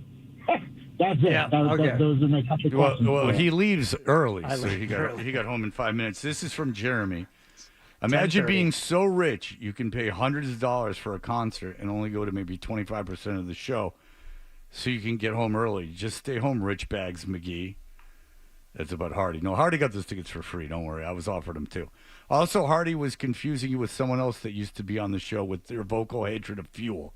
Yeah, I was confused with Fuel. I don't have a problem with that song. Yeah. Yeah. This is something we were talking about. This is from Jay in Bellingham. Remember we were talking about Corey Feldman. I saw a video with the singer from The Darkness, Justin Hawkins, and he was talking about how he thinks Corey Feldman is a genius because he's faking all of it. And I like Justin Hawkins, but Justin Hawkins is completely wrong. It's not. It's been going on for far too long. It's been going on for 20 years. Long, and it's like, how much, if it's a work and if you're faking it, how much humiliation can one soul take? Because that's what it, if he's doing it on purpose, he still has to feel humiliated every single time he goes on the stage. So I don't believe it. He used to do the Stern. He was on an episode of the Stern Show on WOR, which is when I was in high school. Like, so I'm 49, over 30 years he's been doing this. It's not fake. But the point was from Justin Hawkins that it's so unprofessional that it has to be, like how he yells about the lights not being on. He goes like, anyone professional? And I'm like, well, the Replacements were one of the great bands of all time, but they would yell in the microphones because they're drunk. Good morning, Toucher and Hardy. Thank you. Last week you guys talked about the Loserville tour, Bobby Kelly's Sirius XM show. Bobby Kelly, who we love. Sirius XM show, The Bonfire, did end up getting into the show. They talked about it the other day. They were even greeted at the show by the venue's head of security. Apparently Bobby Kelly and Big J. Okerson were brought up specifically during the venue security meeting. Bobby Kelly posted a video of Feldman's guitar solo where you can see his mouth go wow, wow, wow as he plays. A real pro. Yeah, Corey Feldman does a guitar solo, and he doesn't know how to play guitar. It's pretty funny. The Bonfire has been covering Corey since his Today Show appearance. They had former band members on the show. Feldman has legit musicians in his band now. I think he has a guy from Kid Rock's band playing bass. Feldman has legit musicians in his band, but back in 2016, he just had hot chicks in angel outfits holding instruments all show. Corey made an effort to be like the next Hugh Hefner. His angel bandmates had to stay in his mansion as part of their contract. No. That is true. No. That is absolutely true. And he wanted to make a reality show out of it. And what's interesting about that is Corey Feldman's always like saying that he's going to release all these names of Hollywood predators. He's always on the verge of doing that. He had a crowdfunding and all this stuff for it. And it was weird that at the same time, he had these women, the angels, that at least he was claiming like were his quote unquote like servants that like lived around the house and had to meet certain physical qualifications. It seems like a bit of a hypocritical thing to do. Corey Feldman is a never-ending rabbit hole. Love the show, guys. Listen every morning. Things that get insisted upon David Lynch, like we get it. You're deep for liking Eraserhead and justifying its existence. I like that David Lynch. I was just interested in that he likes that he's very involved in transcendental meditations. It doesn't matter. So I read some book of his about transcendental meditation, and he talks about Eraserhead, which is an art film that he made that doesn't make any sense. And he says he came up with the idea why he was meditating. Now, the reason I bring that up is people insist upon Eraserhead, and he says, well, people ask me, what does it mean? And he says, nothing. I came up with it in a dream state. Like you're inferring things in there that don't matter. Right. And I'll never tell you because the whole point of this art project is I made something for you to make your own take your own meaning out of it. Yeah, take it. Thank you. You're much more coherent than I. Take your own meaning out of it. By the way, Simone Biles now wearing an ice pack on her calf. She just got silver in the floor. Oh boy. The final competition of gymnastics for this Olympics. Oh boy. It's got to be your last one. No, she says she wants to come back. She'll be 31. Okay, there was a 32-year-old on the parallel bars last night. So, yeah, I guess it's not out of the question. Yeah, hey, Ryan, you want me to tease the tickets? Is that what you said? I was just going to say we could do the contest whenever the last. Oh, yeah. All right. Okay, thank you. I didn't hear you because I wanted to hear what Hardy was saying about this Simone Biles. She's pretending to be happy for someone else. She fell apparently doing the floor routine. Oh, she went out of bounds twice. What? You know what I said? That's out of bounds. Leave that to Guy Fieri, Simone. Leave it to, I don't know. That would have made me laugh if I was in a car. Leave it to Guy Fieri's bold flavors to be out of bounds. You stay on the mat. You stay on that mat. The whole point's to stay on the mat. What are you, crazy? Would you lose your marbles? You can't leave the mat. You got a case of the Folly Falls today. No, so much for her being the greatest. Be listening this morning. Coming up soon for your chance to score a pair of tickets to Thursday's preseason game as the Patriots take on the Carolina Panthers. But Drake May would most likely be playing in this game, and that will be interesting. His pro debut. So we'll have those coming up in just a moment. Sports Hub headlines.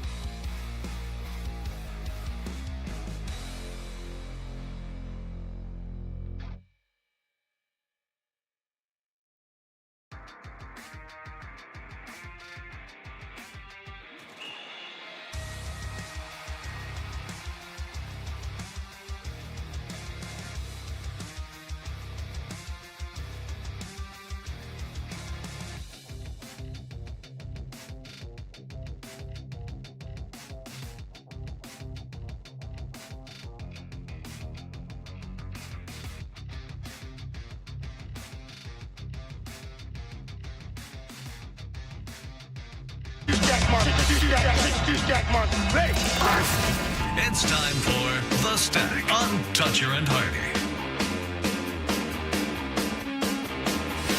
Hey, everybody. We are Toucher and Hardy. Brought to you by FanDuel Sportsbook. Make every moment more with FanDuel. Simone Biles has zipped up her jacket over her goat necklace as she does not receive the gold for the floor exercises. So one of the articles I was reading this morning, Fred, was about the comprehensive study going back to Olympics in the 80s, again in the 90s. Researchers took footage of winners in the moments of competition when they know that they've won either first, second, or third place, and done a comprehensive study of their smiles and reactions then and again on the podium. And what they have determined is that gold and bronze medal winners are the happiest, while silver medalists display oftentimes things much less, far below happiness levels at the time the competition ends, and even on the podium afterward, do not have the same level of joy, and their smile qualities, they feel, are oftentimes inauthentic for the silver medalist. Well, depending on the competition, the silver medalist has usually lost their last event, and the bronze medalist has won their last event. It's also having to do with human nature and what they call counterfactual thinking, which is the human tendency to create possible alternatives to life events that have already occurred. So if you're a silver medalist, you immediately start thinking, oh, if I had swam half a second faster, if I had trained that much harder, I would have won the gold medal. Whereas as a bronze medalist, I wasn't going to win, but look at me. I get a medal. I get to stand on the podium. I get to do some cool stuff.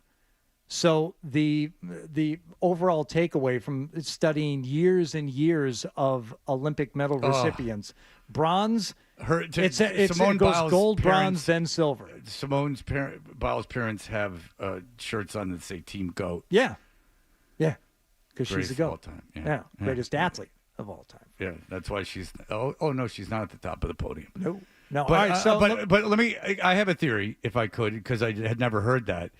Is it perhaps that the silver medalist generally would be someone who was considered at least having an opportunity to be the best in their given discipline, someone that has trained their entire lives specifically for that first place, and the bronze medalist is someone more likely to have known, like, I didn't have a shot. That's exactly right, and that factors in the counterfactual thinking. The silver medalist automatically reverts to, God, if I had just won. No, I heard you say that. Yeah, but the bronze medalist thinks about, if I hadn't swam that extra half second faster, I would have gotten nothing. No, and I understand that, and that's a good. I found it interesting. I also just think another thing is maybe they're from a country that doesn't have as many medals. Like, you know what I'm saying? Like, maybe they didn't expect to do anything. It's not just even like in the final event that they actually participated in. That's probably a big part of it too. Yeah. If you're finishing third, because you have favorites in each of these races, right. And sometimes third is up for grabs. Like the 100-meter, like a woman from Jamaica won it, right? And the lady from the U.S. who's the big star didn't win, right? Is what my understanding. I imagine the woman from the United States is very disappointed she won the silver, and the one from Jamaica is very excited she won the gold, but those were probably the two favorites going to the race. So the bronze medal winner probably was like, I knew I wasn't going to win. I wasn't going to beat either of these two women. There you go. Well, we should mention this and actually listen to the call. The 100-meter men's final. Oh, you got that up for me there, Ryan? Thanks, buddy. There's an Olympic gold medal waiting for somebody who wants it the most.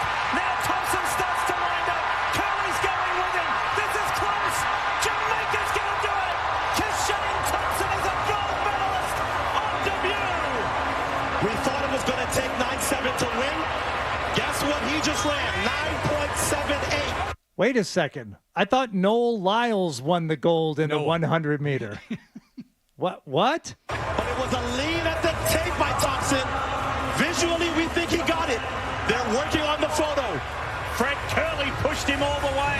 Noah Lyles is looking anxiously. Oh, wait a second. That is the first mention of Noah Lyles, who, upon review, did win the men's 100 meter. It's like the NFL draft where all of a sudden they start talking about a guy because they heard in their ear.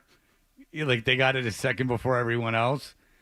So I guess in sprinting, which I did not know, I figured it didn't have to be your foot that's over, because if you look at a picture, whoever's foot's over is not the guy who won over the most. And it's not your head. It's apparently your torso. Your torso, like whoever's torso is over the line first. What is that, to take away, like if you have big feet or like long legs?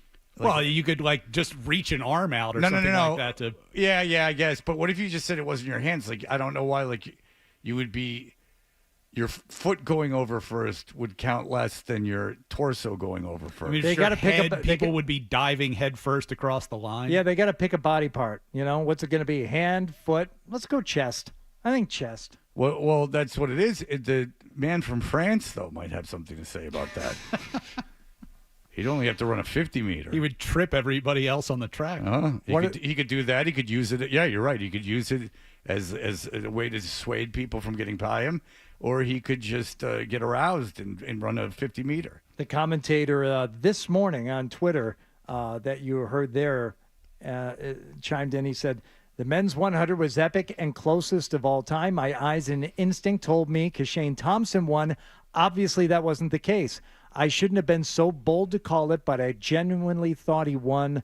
I got it wrong. I'm thrilled for Noah Lyles as his story only gets bigger. You're like the reverse Al Michaels, who's the Olympics made him a hero.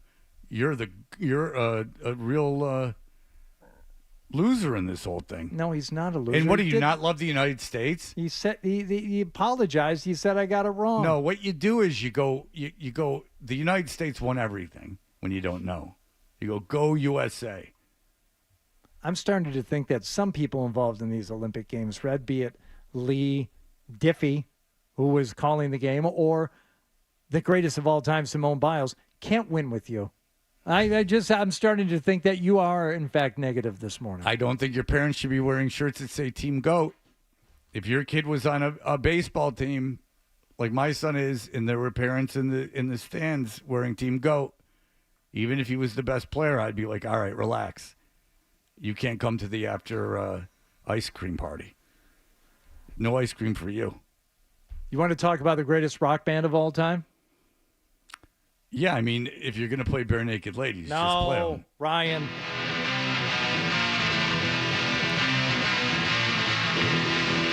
Who's this? Yeah, who is this? I'm serious. This is Aerosmith, Angel's Eye.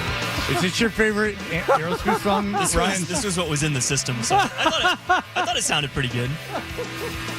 Do you not know an Aerosmith song? Only it doesn't sound anything. Ryan, can you name an Aerosmith song?